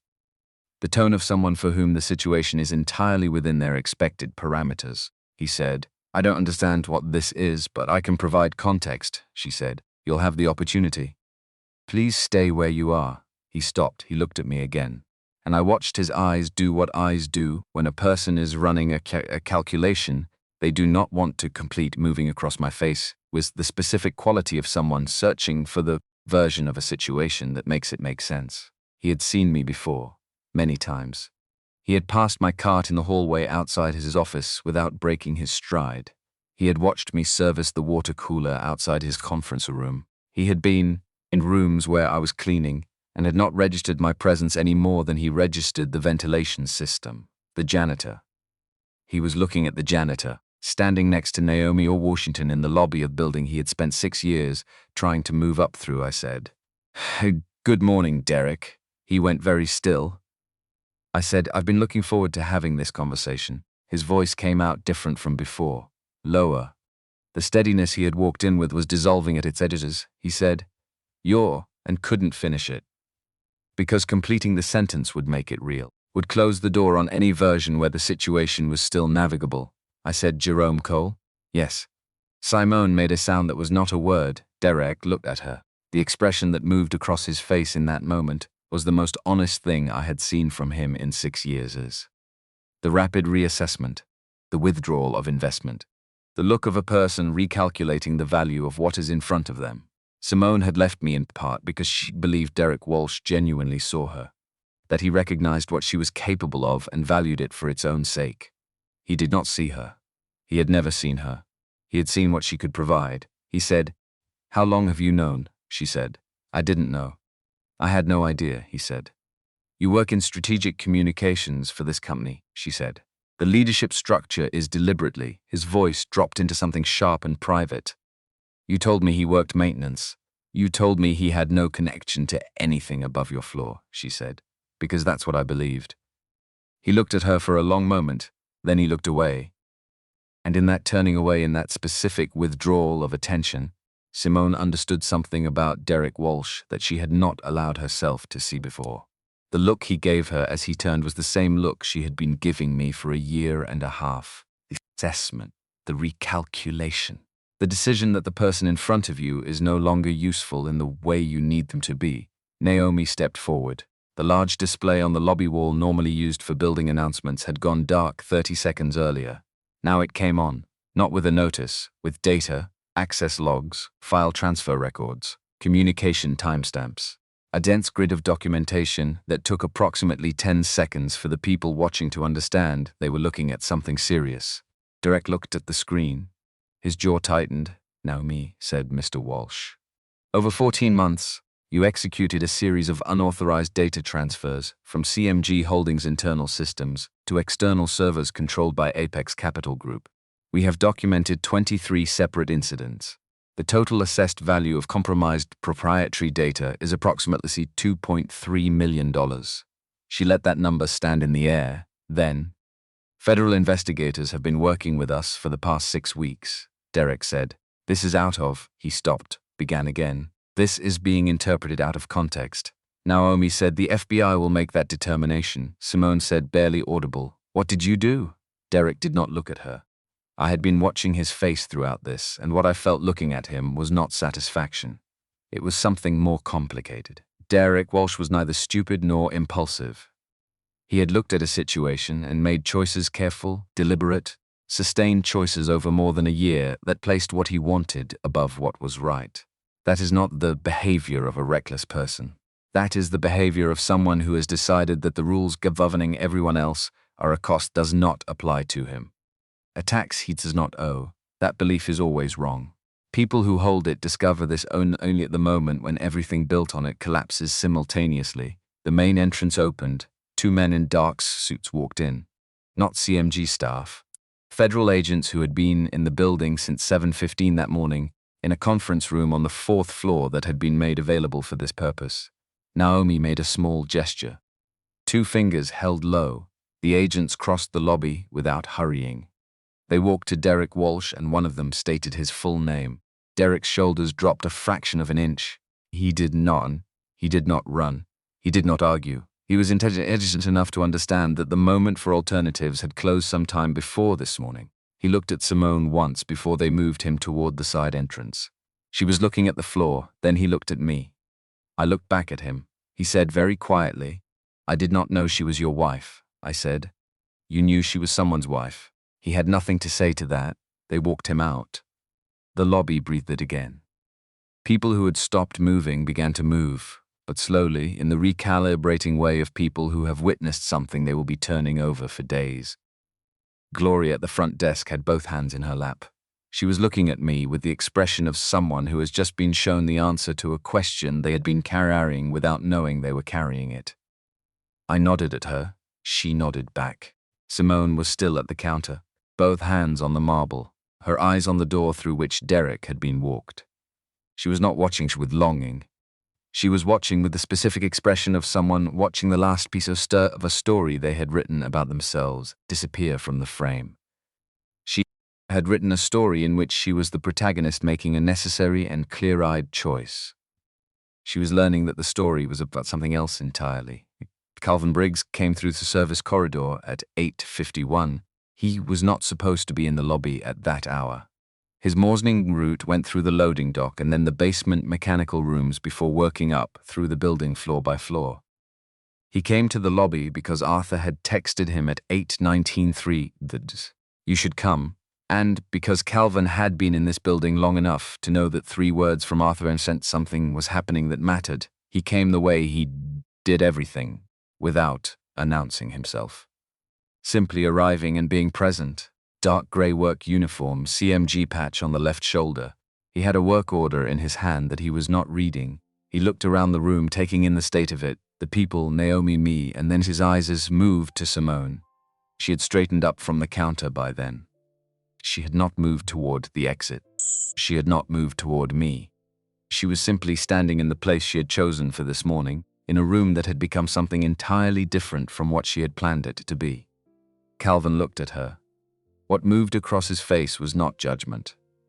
Calvin Briggs was not a man who did judgment in the ordinary performative sense. It was closer to recognition. The recognition of a situation he had encountered before in different configurations over 58 years of paying close attention to people. He started to walk past, then Simone said, "Mr. Briggs." He stopped. She said, "Are you all right?" "I'm sorry, I know. This morning has been..." She stopped herself. But the words was already out. Calvin looked at her for a moment. Then he looked at me, and that look carried more than a conversation could have. We had known each other since I was 13 years old loading boxes in my father's warehouse. He did not need words for most things.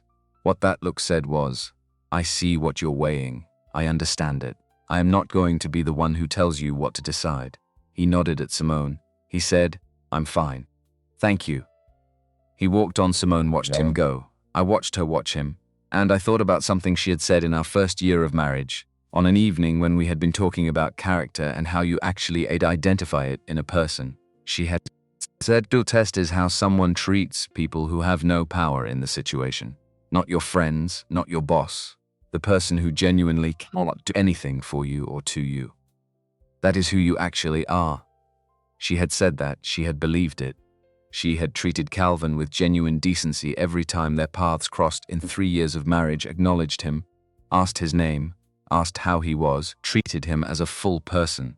She had stopped extending that same quality of attention to me sometime in the preceding 18 months. The gap between who she believed herself to be and who she had been becoming, that gap, was what I was looking at in that lobby. Naomi came and stood beside me. She said quietly, "The boardroom is ready. Legal is assembled. HR is waiting. Now or 30 minutes. I said, 30 minutes, she said, and Simone? I looked at my wife standing at the counter she had selected for this morning. I said, "She stays in the building.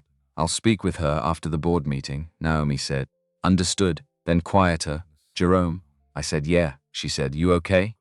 I had been asked this question by Naomi before, after my father died, after a significant business relationship ended badly, after a day when someone I had trusted had done something I had not anticipated. She always asked it in exactly the same tone, not as courtesy, as a genuine question from someone who understood that being functional and being okay are categorically different conditions. I said, "Not particularly." She said, "Good, that's the right answer." She walked to the elevator. I stood in the lobby for a moment longer, in the orange uniform.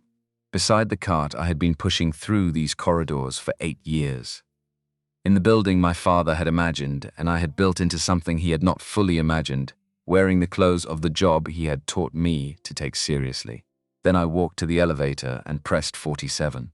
The conference room on the 47th floor had 12 chairs around a table made of dark walnut. My father had chosen that table. He had driven to a furniture maker in Savannah himself, and spent 4 hours in the workshop discussing grain and proportion, and finish with the craftsman built it. He had said he wanted something that would last, something that felt like it had been made by a person would be used, that the object they were making would be used for important work by people who deserved the quality. He paid fairly and left a tip that the craftsman told me about 15 years later when we crossed paths at a CMG supplier event. I kept that table when I redesigned the executive floor after taking over. I kept it because the decisions made around it should be worthy of the people who built it.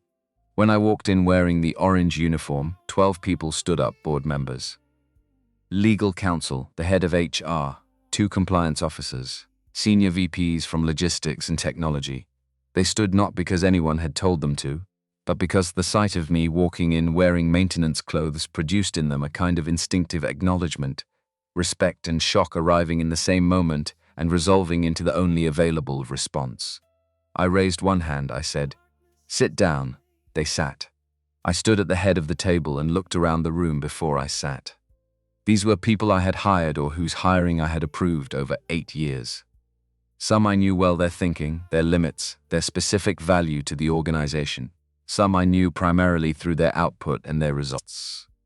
All of them were looking at me with the particular expression of people who have just had a foundational assumption revised and are still integrating the revision. I said, "This morning was not a surprise. Not to me and not to Naomi. We have been aware of the situation with Eric Walsh for approximately 6 weeks. We allowed it to continue while federal investigators completed their documentation. That process is now complete. Walsh is in custody. The federal matter will proceed on its own timeline and we will cooperate fully."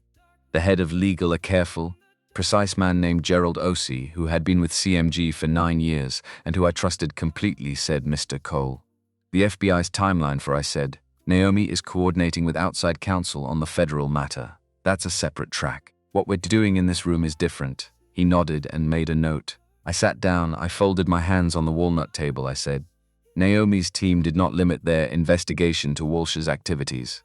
They documented a pattern, a culture, something that has been developing in parts of this organization over several years, and that I should have moved to address more directly before now." I looked at Patricia Elmore, the head of HR. She had been with CMG for 7 years. She was competent in the administrative dimensions of her role and significantly less effective in the dimensions that required standing in front of discomfort and making hard calls without flinching. I said, "Patricia, how many internal complaints are currently unresolved in the HR system?" She said, "I'd need to pull the exact," I said. "Naomi has the exact number." Naomi tapped her tablet. She said, 31 open complaints. 11 have been open longer than 90 days. 6 have been reclassified as inactive without resolution. Patricia said, "Some of those situations are genuinely complex." I said, "Complexity is a reason for more careful action, not for no action. Those are different things." She did not respond. I said, "Every open complaint will be reviewed within 30 days. Not by the original handler, by an independent team reporting directly to Naomi. Every manager who suppressed, delayed, or misclassified a complaint will be identified and reviewed. Their continued employment will depend on what that review finds." I looked at Raymond Church, the CFO. 11 years with CMG, meticulous, one of the most thorough financial minds I had worked with. I said, "Raymond, the expense irregularities Naomi flagged beyond Walsh. What's the full scope?" Raymond said, "based on what the team provided me last week. We're looking at approximately $847,000 in falsified expense claims across 2 directors over a period of roughly 22 months, I said. Both directors are on administrative leave effective today. Outside auditors take over the review this afternoon. If the documentation supports the flagged amounts, termination and referral to the appropriate authorities." Raymond nodded. I said, "Third item. I am announcing a company-wide initiative effective immediately. We're calling it Dignity at Work." I looked around the table. "The full brief will come from Naomi's office by end of day. The short version is this. Every person in this building, from the maintenance staff to the people in this room, operates under the same standard of mutual respect. Every complaint is heard and addressed. Every person is addressed by name. No one uses a title as a license to treat another person as invisible or as less than a person. No exceptions, including people in this room. Including me, I let that sit for a moment. Constance Harwell, the board chair, a woman who had known my father since the early 1990s and who had been one of the people who helped me survive the first year after he died, said, Jerome, you've maintained the private structure for 8 years. The public announcement, I said. The private structure has served a purpose. It told me true things about this organization when I needed to know them. What it has created over time is distance. And distance is the condition under which what we've been dealing with takes root. That ends today. Constance looked at me for a moment. She said, your father would have handled it exactly this way. I said, I know. I said, tomorrow morning, company-wide town hall, all employees, all locations on Stream, I will be there. Someone at the table said, all 3,000? I said, all 3,000. No one spoke for a moment. Then Constance said, then we'd better get the auditorium ready. The meeting lasted 40 minutes. When it ended, I did not go immediately to my office. I walked out of the conference room and down the executive corridor to the window at the end of the hall, the window that looked south and east over Atlanta, over the city that had grown around my father's warehouse and then around the company he built inside it. I stood there for a while, not strategizing, not preparing for the next conversation, just standing in the particular way that certain windows require, where the scale of what you're looking at makes the thing you're carrying feel exactly as large as it is. Not larger, not smaller, but precisely its actual size. My marriage was ending, not because of this morning. This morning was the conclusion of something that had been ending for long, that either of us had been willing to name out loud. The lobby was where it finally became visible. But the thing itself had been failing for over a year in the slow and quiet way that the most significant failures happen, not with a dramatic rupture, but with the accumulation of small unaddressed things until the weight of them becomes structural. I was 40 years old. I had taken what my father built and expanded it into something he had not fully imagined. I had created something that employed thousands of people and contributed to systems that touched more lives than I could count. I had done work that mattered, and I had failed at the thing I had most wanted to do well. I had wanted to be loved by someone who knew me without knowing what I had. I had found a person I thought was capable of that, and I had been wrong, not entirely, not from the beginning, but in ways that turned out to matter more than I had understood when I was still hoping. I thought about the version of Simone who had sat across from me in the 12th floor cafeteria in January 3 years ago. The one who had said without audience or agenda that it was not my fault to clean up a mess that someone else had made. That version was real. I have never stopped believing that. What happened to her is a more complicated question. I think success is a kind of pressure that reveals what is already present rather than creating something new. The thing in Simone that prioritized status and over the substance of what was actually in front of her that was always there. The early morning conversations and the small wedding and the first year of genuine partnership, all of that was also real. But the other thing was there underneath it, waiting for the conditions that would bring it to the surface. Pressure reveals. I stood at that window until I had sat with all of it long enough to feel what it actually was, instead of what I was afraid it was. Then I straightened my uniform and I went to find Naomi because there was more work to do. I did not go back to the executive office after the board meeting. I walked the building, not with a cart, not on a work order. Just present in the way I had learned to be present in this building over 8 years, moving through it as a person who understood its systems and its rhythms, and the specific way that information traveled when something significant had occurred. Word had moved. The way word always moves in a building of 3,000 people when something happens in the lobby that 40 of them saw directly and another 200 heard about within the hour. By 10 o'clock, there was not a floor in the building where the basic facts of the morning were not understood. I stopped in the 3rd floor cafeteria. Deandra was setting up for the mid-morning service. She was a woman in her early 50s who had been with CMG Food Services for 6 years, who came in at 5:30 every morning and who had told me once, during a conversation in the corridor 3 years ago, that she liked the early shift because the building was honest at that hour. It showed you what it actually was before the performance of the day started. She saw me come in and she stopped what she was doing. She said, so? I said, so? She looked at me for a moment, processing.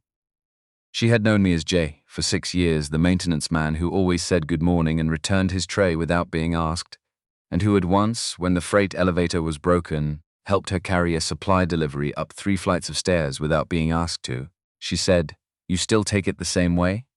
I said, "The same way." She poured my coffee. That was all she needed to say, and she knew it. Phil came out from behind the counter then. He was a man in his mid-50s with 23 years of food service experience. The kind of man who could read a situation and a person with equal accuracy and who wasted very little energy on reactions that were not useful. He said, "Does this mean the hot water issue in the back prep area is finally getting fixed?" I said, "I'll have someone on it tomorrow morning," he said. "I've submitted work orders for that for 8 months." I said, "I know. That's on me. It's going to change."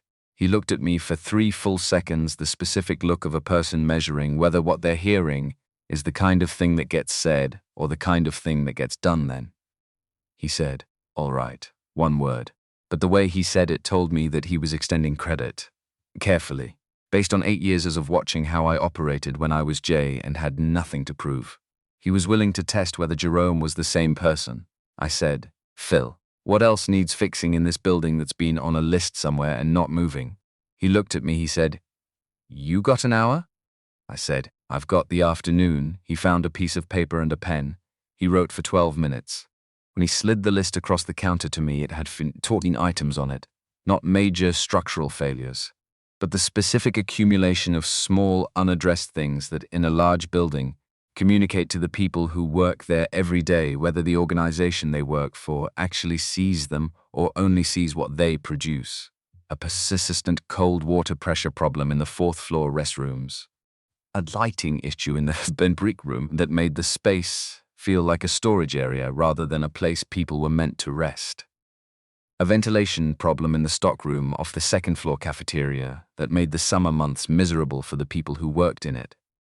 Small things, but small things are not small to the people who live with them every day. I folded the list and put it in the pocket of the orange uniform. I carried it all afternoon. He said, Jerome, it was the first time he had used that name. He said it carefully, like he was trying the weight of it.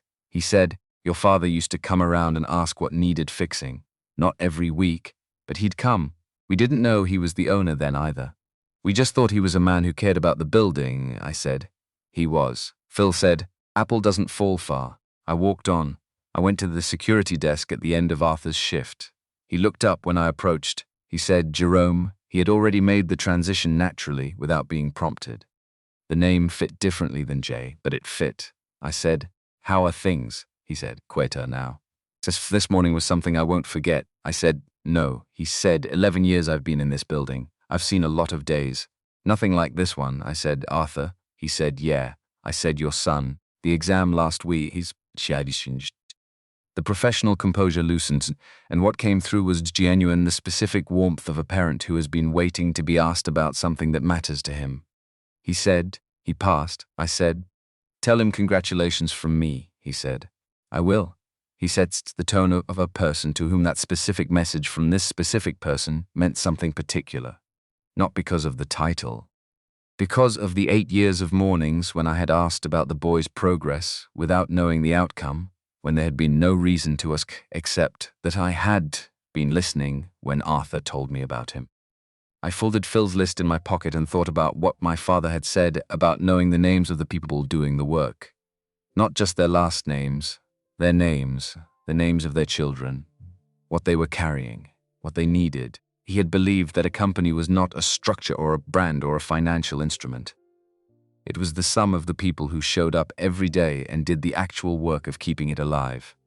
I had believed the same thing for 40 years. The problem was that I had been showing it in one way by being present at the ground level, by knowing these names, by having these conversations while failing to show it in the way that would have prevented the conditions that allowed Derek Walsh and the buried complaints and the falsified reports to exist, distanced.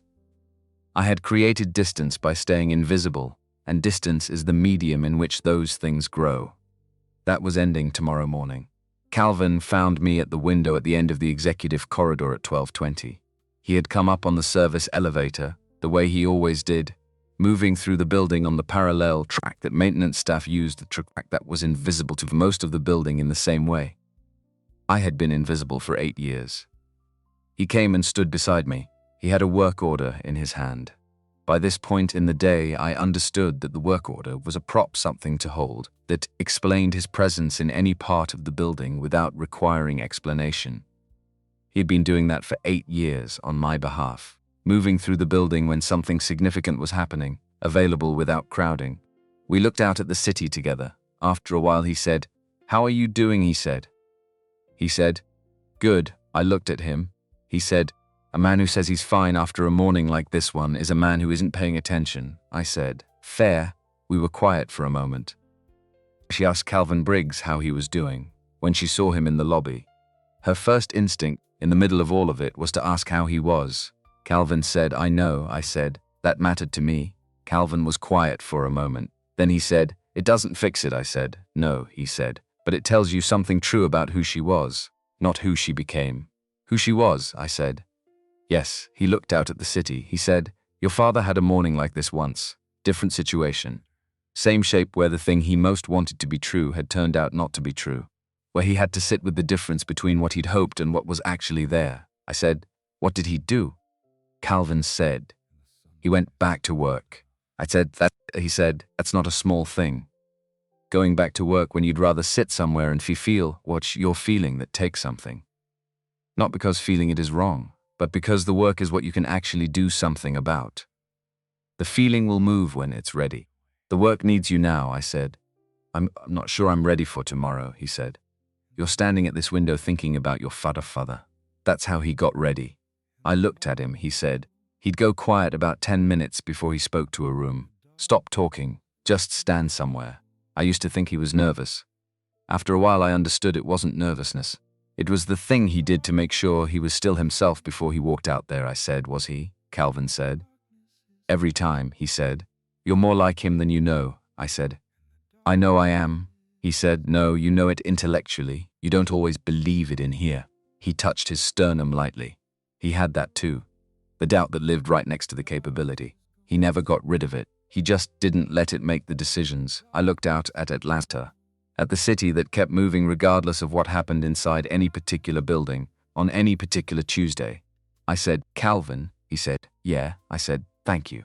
Not for today. For all of it. For being in the warehouse when my father started it, and being in this building when I'm trying to do what he built right." He looked at me for a moment. He said, "Don't thank me. Go do what needs doing tomorrow." He folded up the work order and put it in his shirt pocket. He said, "And Jerome?" I said, "Yeah." He said, "Wear the uniform tomorrow?" I said, "I was planning to." He said, "I know. I just wanted to say it out loud so you could hear it from someone else." He walked back to the service elevator. I stood at the window until the city light shifted and the angle of the afternoon changed, and the particular quality of the air outside told me it was time to go down and have the conversation that was waiting in the parking garage. I straightened the orange uniform. I went to find my wife. The garage smelled like cold concrete and motor oil. That specific smell. The smell that exists in every underground parking structure, in every American city industrial, enough to remind you that you are beneath something, that there is weight pressing down from above. I took the service elevator down. Not the executive elevator. The one I had been taking for 8 years. The one that required a code and opened onto the loading area before connecting to the garage. I took it because I was still wearing the uniform, and the uniform was the right thing to be wearing for this conversation. Not as a statement, as the honest condition of the moment. Simone was standing near one of the company vehicles, a black SUV, that building operations had made available to her. She had been in the building for more than 4 hours. Someone had brought her water at some point. She had declined the offer of transportation. She had stayed. I'd expected her to leave. She had not. That told me something. I was not yet certain what. She saw me come around the concrete pillar and she went still. Not rigid, just the particular stillness of a person who has been waiting and is now confronting the fact that the waiting is over. She was not wearing the green jacket. She had it folded over one arm. Her hair had come partially loose from the morning's precision. She looked smaller than she had in the lobby. Not diminished in the way that defeat diminishes people. More actual. More like a person and less like a performance. She did not move toward me. I walked to where she was standing. We were 10 feet apart. Neither of us spoke immediately. The garage hummed around us, the ventilation system, a vehicle moving on the level above, the particular ambient sound of a space that exists in service of other spaces. Simone spoke first. She said, "I'm not going to ask you to undo it." I said, "I know," she said, "and I'm not going to tell you that nothing I said this morning was true, because some of it was true. I did feel like I was moving in a direction you weren't moving with me. I did feel the gap between us." "I meant those things," I said. "I know that too." She looked at the concrete floor for a moment, then back up. She said, "What I didn't mean was the way I said it, the lobby, the audience." She stopped, took a breath, continued. "Oh, I wanted people to see. I wanted there to be witnesses. I don't fully understand why I needed that, but I did. And I'm not proud of it," I said. "I know." She looked at me. Something moved in her expression. She said, "You keep saying, 'I know.' You knew everything." I said, "Most of it."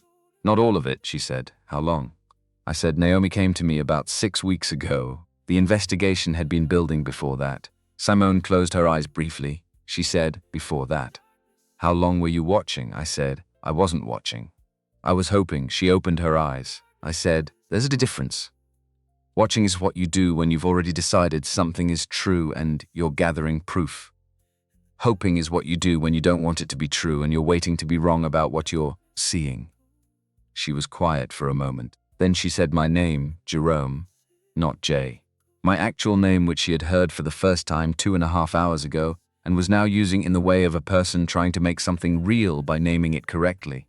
She said, "Did you actually love me, or was I a test you were running? Because I need to know that. I need to know if what I believed was real, or if I was just something you were using to prove your father's theory about people."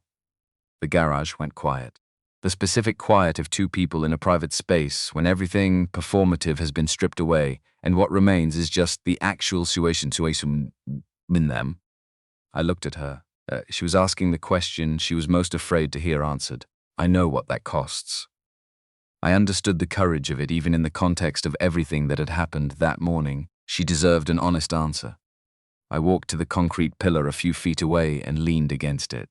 Not to create distance, to think clearly. I needed something solid behind me. I said, "Do you remember the morning we met?" "The cafeteria on 12, she said. "Yes," I said. "The man who spilled the coffee," she said. "Yes," I said. "You know what most people do in that situation? They look at the mess. They think about their own inconvenience. They might sigh. They don't think about the person who's going to have to clean it up," I said. "You thought about that person," she said. "You?" I said, "You didn't know that. You just thought about whoever it was going to be. And you said it wasn't their fault, out loud, with no one to hear it who mattered to you professionally.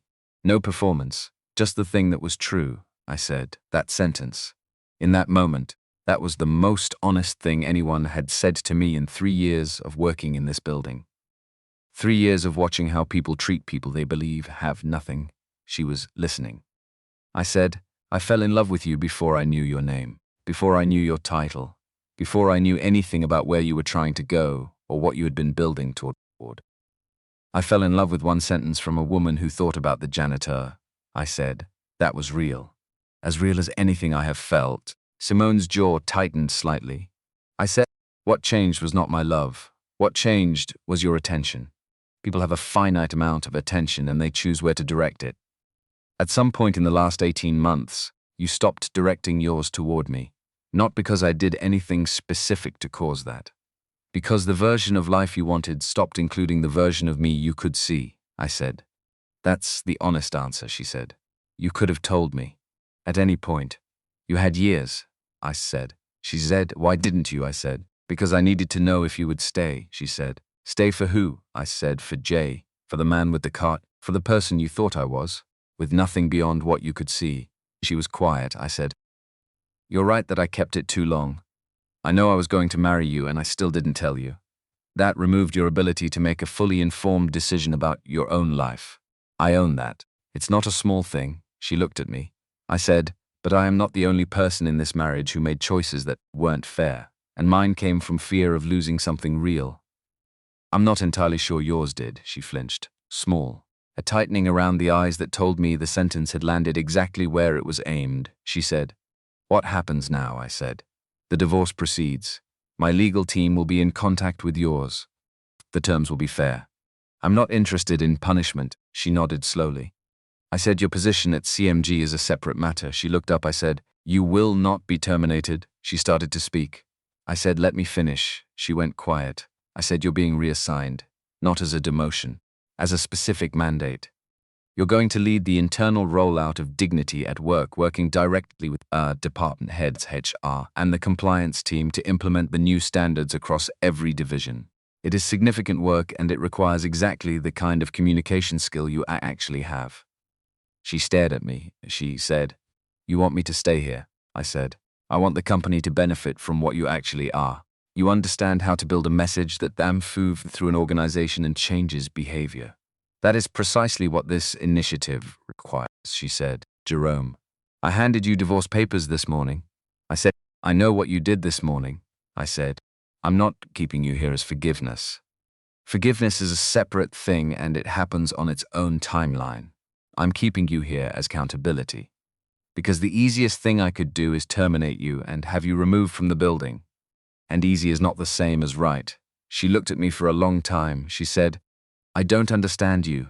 I said, you don't have to understand me. You have to do the work. I reached into the pocket of the orange uniform. I pulled out a small piece of paper, folded once. I held it out toward her. She took it. She unfolded it. A name and a phone number written in my handwriting she would recognize from grocery lists and notes left on the kitchen counter over 3 years of marriage.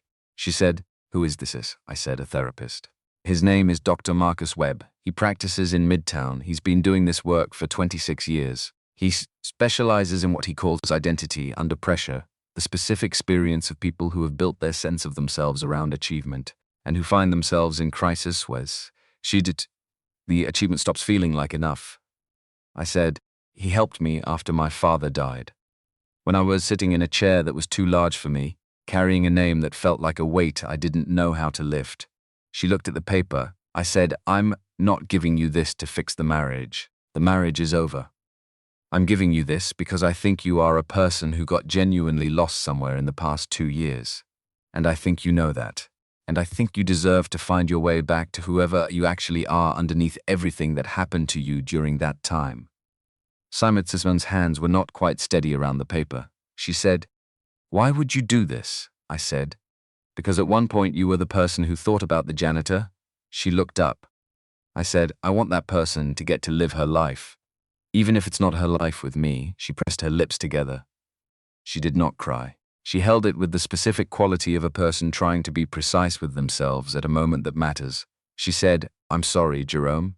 I said, I know. She said, not for this morning, for the year before it. I said, I know that too. She said, I don't know if it matters now. I said, it matters. It doesn't change what happens next, but it matters. I turned to go.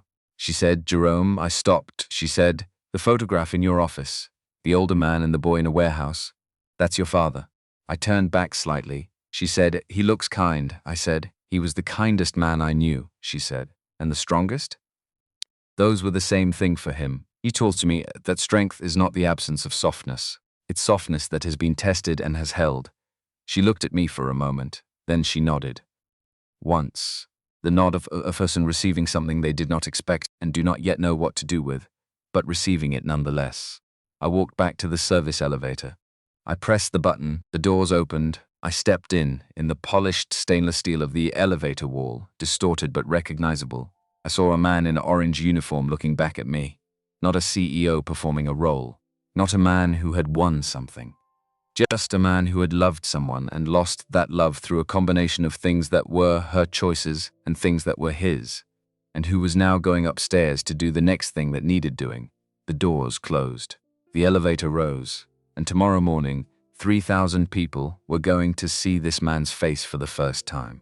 I did not go home that night. I stayed in the building until nearly 10 o'clock, moving through the work that needed doing before tomorrow morning: logistics with Naomi, coordination with outside legal counsel on the federal matter, the draft of the Dignity at Work framework that would go to every division head by 8 the next morning, a call with the board chair that lasted 40 minutes and covered every contingency Constance Harwell could think of, which was considerable. But before all of that, after I came up from the parking garage and before I walked into the evening's work, I did something I had not done in several months. I went to my office and I sat down in my father's chair and I looked at the photograph on the wall. It was not a formal portrait, not the kind of photograph that gets taken at milestones or hung in lobbies. It was a snapshot taken in 1989 by one of the drivers in the warehouse, a man named Curtis who had been with CMG since the first year and who had carried a small camera in his jacket pocket, the way certain people of that generation did. As a matter of habit, the photograph showed two people in a warehouse, an adult and a child. The adult was my father, 33 years old, wearing work clothes in the middle of something rather than posed for the picture. The child was me at 9 years old, standing beside a pallet of freight boxes with my hands in my pockets and an expression of complete seriousness on my face, the expression of a child who has decided that the work happening around him is real work and he intends to be part of it. My father was laughing at something in the photograph. Whatever Curtis had said to prompt the shot, it had caught my father in a moment of genuine pleasure, not performed for the camera, but actually him. The laugh lines around his eyes, the way his whole face was involved in it. I had looked at that photograph thousands of times over the 8 years I had sat in this office.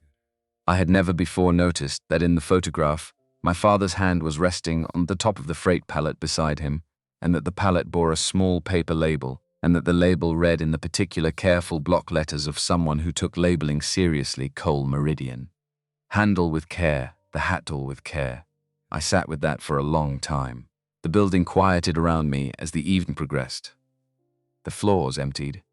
The particular sounds of an occupied building shifted into the particular sounds of a building at rest, ventilation, lighting circuits, the small mechanical rhythms that I had learned to read over 8 years of working in the spaces where those systems lived. Naomi came in at 7:30 with a folder and a coffee and the specific expression of someone who has processed the emotional dimensions of the day and moved fully into operational mode. She said, "Constance wants a preparatory call tomorrow at 7 before the town hall." I said, "Schedule it," she said. "Outside counsel recommends we make no comment on the Walsh matter beyond confirming the termination and the federal referral." I said, "Agreed." She said that the Dignity at Work framework draft is ready for your review. She placed the folder on the desk. I said, "Naomi," she said, "How long have you known about Simone, not the investigation?" Before the investigation, she looked at me steadily. She said, "I had a sense of things before I had documentation. I don't act on a sense of things. I waited until I had something real," I said. "How long was the sense?" she said. "About 8 months," I said. "And you didn't say anything," she said. "It wasn't mine to say. A sense of things is not information. Information is what you needed, and when I had it, I brought it to you." I looked at her. She said, "Jerome, you asked me once, when you brought me into this role, what I thought my job was. Do you remember what I said?" I said, "You said your job was to tell me what was true, not what was comfortable," she said. "That's still the job," I said. "Yes," she said, "get some rest tonight. Tomorrow is going to be significant," I said. "I know." She walked to the door and stopped. She said, "Your father built something worth protecting. You built something bigger.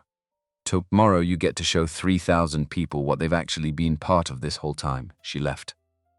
I stayed in the office until 9:45, reviewing the framework document and making notes in the margins, in the same careful block letters my father had used on shipping labels. When I was done, I put the folder in the center of the desk and turned off the lamp up. I looked at the photograph one more time in the low light that came through the window from the city below Joel with care. I said good night to my father. Then I went home to the apartment on Ponce de Leon, the one that was too quiet now, with the particular quality of quiet that a space acquires when the person who lived there has left, and their absence is more present than their presence ever was. And I sat in the kitchen in the dark for a pull, not thinking about tomorrow. Thinking about the sentence my father had left me. The one about knowing who deserves to be beside you when you're not wearing a suit. I had always understood that sentence as being about other people, about reading who they were, about creating the conditions to see them clearly. Sitting in that kitchen, I understood for the first time that the sentence was equally about me, about who I was when I was not the CEO. About whether the man underneath the position was someone worth being beside. About whether I had been in all the ways that actually mattered, a man worthy of the test I was asking other people to pass. I had built something significant. I had protected it carefully. I had failed at the thing I had most wanted. And tomorrow morning I was going to stand in front of 3,000 people and say something that was true. That was enough for tonight. The auditorium was filling. I could hear it from the backstage corridor, the accumulated sound of 3,000 people settling in seats. A sound like weather. Like something collective and slightly unpredictable. The low continuous hum of conversation and movement and the specific acoustic texture of a large space that is about to become the site of something that will be talked about for a long time. I was standing in the corridor in the orange uniform. Calvin was beside me, leaning against the wall with his arms crossed in the easy way of a man who has learned over 58 years to be comfortable in his own body regardless of the situation around him. Naomi was at the far end of the corridor with two members of the communications team, going through the final logistics in the low, efficient voice she used when she was coordinating the last details of something that needed to go right. I had been standing in this corridor for about 10 minutes, not pacing, standing. In the particular way that certain moments require where the body is still and the mind is doing the kind of work that can only happen when there is nothing else competing for the attention. I was thinking about my father, about the first time I had watched him speak to a room full of the people who worked for him. I was 15. He had gathered all 43 CMG employees for an end-of-year meeting in the warehouse, not in a conference room, not in a rented event space in the warehouse itself, which they had cleared enough space in to set up folding chairs, with the freight bays open and the smell of diesel in the air and the sound of the city coming in from outside. My father had stood in front of them in his work clothes, not dressed for the occasion, dressed for the job, the way he always was, and when he spoke, his voice was exactly the same voice he used at breakfast. No elevation, no performance, no the boss's talking quality. Just himself talking to people he knew and cared about. He had said, "This year we moved more freight than we've ever moved. We made more money than we've ever made. And not one of you is going home tonight without knowing that what you did made that happen. Because I know what you did, I've been watching it. And it matters." 43 people in a freight warehouse. They had clapped for about 30 seconds, not because they were supposed to, but because he meant what he said and they could tell. That was 1991. Calvin moved beside me. He said, "You ready?" I said, "Almost." He said, "What do you need?" I said, "Nothing." "I'm still thinking," he said, "about your father." I said yes. He was quiet a moment. Then he said he'd be nervous too, you know. I looked at him. He said that before he spoke to a room, he never showed it much, but I was usually somewhere nearby and I could read it. He'd go quiet about 10 minutes before. "Stop talking. Just stand somewhere and get still," I said. "Like this," Calvin said, "exactly like this." I looked at him, this man who had known my father since he was 31 years old, who had worked beside him through the early years, when the company was a small thing that could have failed on any given bad quarter, who had stayed through the growth and the change and the death and the transition and the 8 years of the orange uniform, not because he was obligated to, but because he had decided that what this family was building was worth staying for.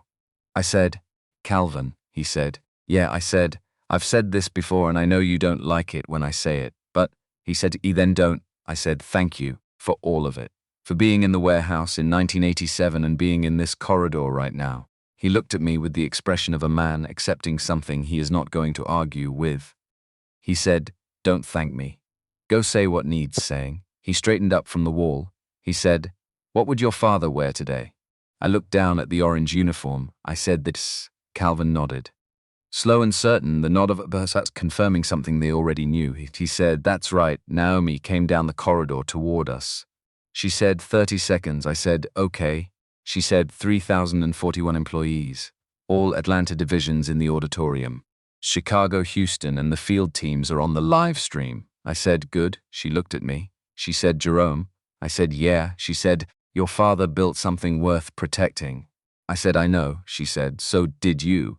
I said, "I know that too." She said, "Then go protect it." She stepped back. The door at the end of the corridor opened. Stage light came through, and beneath the light, The accumulated sound of 3,000 people who had come into this building on a Wednesday morning not knowing that the day was going to change how they used the place they worked. I straightened the orange uniform. I walked through the door. I walked out onto the stage without announcement. No introduction. No one to say the name before I said it myself. No framing constructed by someone else. I had told Naomi specifically that I did not want that.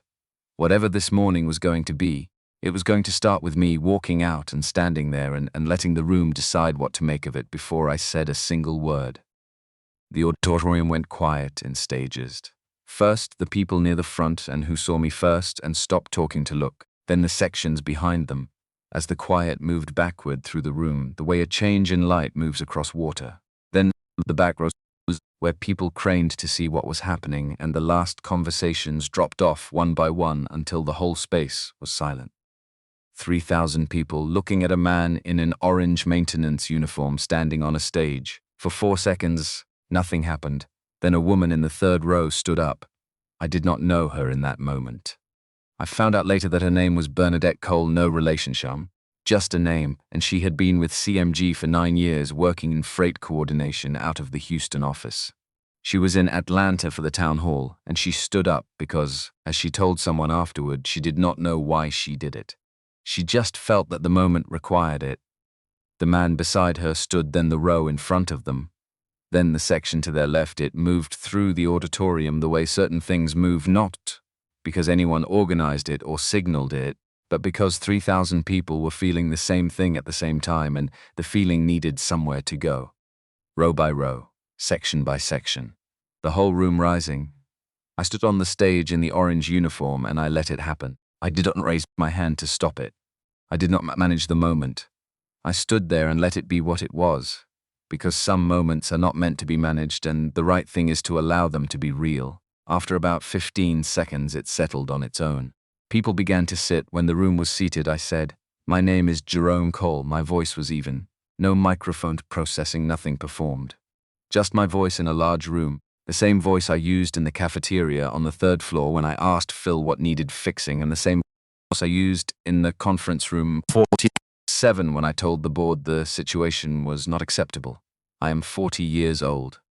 I grew up on the south side of Atlanta in a house where my father fixed what was broken rather than wait for someone else to do it. He built this company from a rented warehouse and 11 people and a delivery truck that slipped in 3rd gear. That was 1987. He did not have a college degree. He did not have connections. He had one principle he never deviated from, that the people doing the actual work were the people who mattered most, and that a company that forgot that was a company that had forgotten what it was. I let that settle. I have been working in this building for 8 years. Most of you know me as Jay, the man with the maintenance cart, the man who fixed the water cooler on your floor and the ventilation issue in your break room and the lighting problem in the corridor outside your office that you'd stopped noticing because it had been there so long. A small, warm sound moved through the room. Recognition. I want to tell you honestly why I worked that way. My father left me one sentence when he died. He said I would know who deserved to be beside me when I wasn't wearing a suit. I took that seriously. I took it maybe too seriously. I kept this arrangement in place for 8 years. And what I gained from it was real. I saw this organization as it actually was, not as it presented itself to someone it was trying to impress. I learned things I could not have learned any other way. What I failed to account for was the cost. The room was still. The distance I created by staying invisible allowed a culture to develop in parts of this organization where people believed that their title exempted them from the standards that apply to everyone else. That belief led to complaints being buried. It led to resources being misused. It led to the situation you became aware of yesterday, which required federal involvement to address. That is a failure of leadership. My leadership. I am not standing here to distribute that responsibility. I'm standing here to own it and to tell you what changes. I looked out at the room, at 3,000 faces representing every level and function and length of tenure that CMG Holdings contained. Young people who had started here 6 months ago. People who had been here since my father's time. People who drove the trucks and managed the logistics and wrote the code and answered the phones and prepared the food. and secured the building and cleaned the floors. All of them had shown up this morning. All of them had given this organization their time and their effort in exchange for an implicit commitment that the organization would treat that gift with respect. I said first. Dignity at work. Starting today, this company operates under one non-negotiable standard. Every person in this organization, from the people who keep this building running to the people in the boardroom on the 47th floor, is treated as a person. Not a resource, not a head count. A person with a name and a life and a contribution that matters. Every complaint is heard. Every complaint is investigated. No title provides immunity from that process, including mine. The 31 open HR complaints that have been sitting as unresolved, some of them for over 90 days, will be reviewed by an independent internal team within 30 days. The managers who delayed or suppressed those complaints will be held accountable. I am aware that some of those managers are well regarded and long tenured. That does not change the accountability. I paused. Second, the physical building. Yesterday afternoon I walked these floors and asked people what needed fixing. I got a list. It took 12 minutes to write. Everything on that list will be addressed this week. Not scheduled for review. Addressed, I reached into the pocket of the orange uniform and held up the folded piece of paper Phil had given me at the cafeteria counter. This list came from the people who work in this building every day. They knew exactly what was wrong and exactly what was needed. They have known for months. The only thing missing was someone with the authority to act on what they said. That should never have been missing. It will not be missing going forward. Third, compensation. Every employee at the operational ground level, across every CMG facility, is being reviewed for compensation equity in the next 90 days. If people are being paid below what their contribution and their tenure warrant, that will be corrected. Not studied. Corrected. I looked down at the uniform for a moment. I wanted to tell you something that is not a policy and not a program. It is just the truth. My father built this company by knowing the names of the people doing the work, not just their job titles, their names, their children's names, what they were carrying, what they needed. He believed, and I believe, and it is the thing I have tried to demonstrate in the only way available to me over these 8 years, that a company is not its financials, or for its market position, or its brand. A company is the sum of the people who show up every day and do the actual work of keeping it alive. Phil in the third-floor cafeteria, Deandra. Arthur at the security desk, whose son passed his certification exam last week. Gloria at the front desk, 19 years of not one late morning. The drivers who run the overnight freight routes and the logistics coordinators, who make sure those routes make sense, and the maintenance teams who keep the equipment running so that both of those things are possible. These are not support functions. These are the company. Everything else depends on what these people do. The room was very quiet. What I failed to do, what ends today, was to be this visible, to stand here and say these things at the level where policies get made and culture gets set. I showed it the only way I could from where I was standing. I should have found a way to show it from here too. Starting this Friday, I will be having lunch with a different team every week. Different location, different group, no agenda. If you have something to say, you will have the opportunity to say it. I will be listening the same way I listened when I was pushing the cart, actually, not strategically.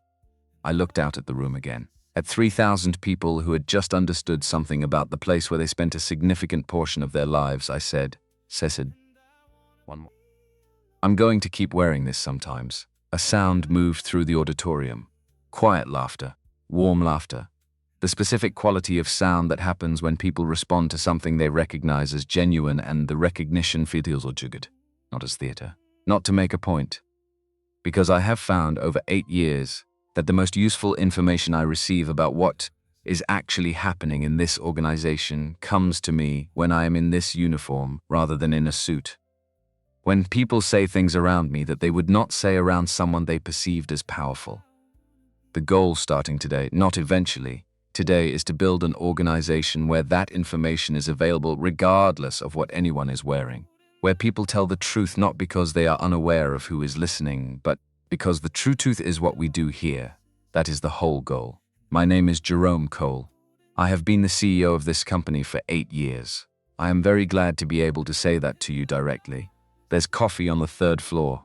I'll be down in 10 minutes. The room rose again, not in stages this time. All at once, the way a single impulse moves through a connected thing. The sound was different from before it had been surprise-finding expression. Now it was something else. The sound of people responding to something they had needed to hear and had not known till this moment that they had been waiting for. I stood on that stage in the orange uniform and I let it be what it was. I did not hurry it. I did not manage it. I stood there and I was present for it, which was all that was required. After a moment I raised my hand. The room settled. I said, 10 minutes. Third floor, I walked off the stage. In the backstage corridor, Calvin was leaning against the wall with his arms crossed, in the same position he had been in an hour ago. He had listened through the door. He looked at me when I came through. He said, good. I said, that's it, he said. Your father's word after every time he got it right was good. Didn't see the point in adding more when the thing itself said everything. I said, was it right, he said. You know it was. I needed to hear it, he said, Jerome. It was right. He pushed off the wall. He said, now go get coffee.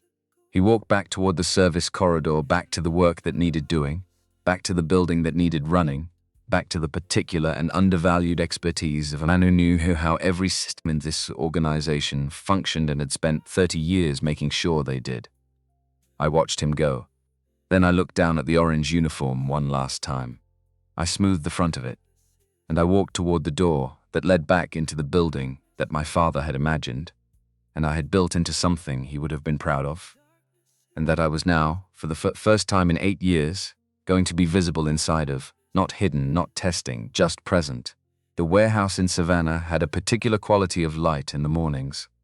It came through the high industrial windows on the east wall in long, flat angles, the kind of light that makes the interior of a working space look almost beautiful, the freight pallets in their ordered rows, the conveyor systems running at their steady pace, the particular organized purposefulness of a place where real work is happening and has been happening day after day for years. I had been in Atlanta since the town hall. The 6 weeks following it had been the most concentrated period of work I had done since the first year after my father died. The ethics audit, the complaint reviews, the compensation analysis, the coordination with federal prosecutors on the Walsh matter, the weekly lunches that had started the Friday after the town hall, and that had already become the thing I looked forward to at most in any given week. Derek Walsh had entered into negotiations with federal prosecutors. The case was expected to resolve within the year. The 2 directors whose expense irregularities had been flagged had been terminated and referred for audit. Patricia Elmore, the head of HR, had submitted her resignation the afternoon of the board meeting which I had accepted. Her replacement was a woman named Claudette Morrison, who had been running HR compliance at a Chicago firm and who had the specific quality of someone who understood that the difficult conversations were the job, not the obstacle to it. Simone had started in her new role the Monday after the town hall. I had received one message from her in the 6 weeks since, a text sent on a Thursday evening that read, I called Dr. Webb. Appointment Thursday. Thank you. I had replied with one word. Good. We had not spoken beyond what the legal process required, which was the right shape for this period. What came after that would take the time it took. I had come to Savannah because the warehouse here was on the compensation review list, and because I had not been to this facility in 14 months, and because one of the weekly lunches had surfaced a comment from a logistics coordinator in Atlanta, who had heard from her counterpart in Savannah that things had been better here since the town hall announcement, and she wanted me to hear that directly from the Savannah team. I was in the maintenance bay at 9:15 in the morning, watching a technician work on a section of conveyor that had been running below optimal efficiency. I was not in the orange uniform. I was in grey work clothes, a CMG shirt, and standard work pants, the kind of clothing that identified me as being from the organization without making a statement about who I was specifically. The technician's name was Elijah. He was 24 years old, 2 years into his apprenticeship with CMG's facilities team, and he worked with the specific quality of care that signals someone who has been taught not just the technical skill, but the reason the technical skill matters as son. He checked each section of his work before proceeding. He rechecked it from a different angle. When he finished a portion, he stood back and looked at it with the particular attention of someone who wants to know that what they have done is actually right, not just that the steps were completed. His supervisor came by. Her name was Sandra, and she had been with CMG for 14 years and had submitted 4 of the 11 long-pending complaints that had been resolved in the weeks following the town hall. She looked at what Elijah had done on the conveyor. She said, "Good. Do the east section the same way." Elijah said, "Yes, ma'am." Sandra moved on. Elijah went back to work. I stood there and watched him, not assessing, just watching, taking in the fact of a young man doing his work carefully in a warehouse in Savannah on a Thursday morning, because that was his job and he had been taught to do it right. After a few minutes, he looked up and noticed me.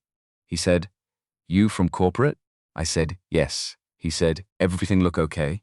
I said, "Everything looks excellent." He nodded and went back to work. I stood there a while longer. I thought about my father at 31, standing in a warehouse on the south side of Atlanta with 11 people and a truck that slipped in 3rd gear, looking at what he had decided to build and understanding that the decision was going to shape a significant portion of the rest of his life.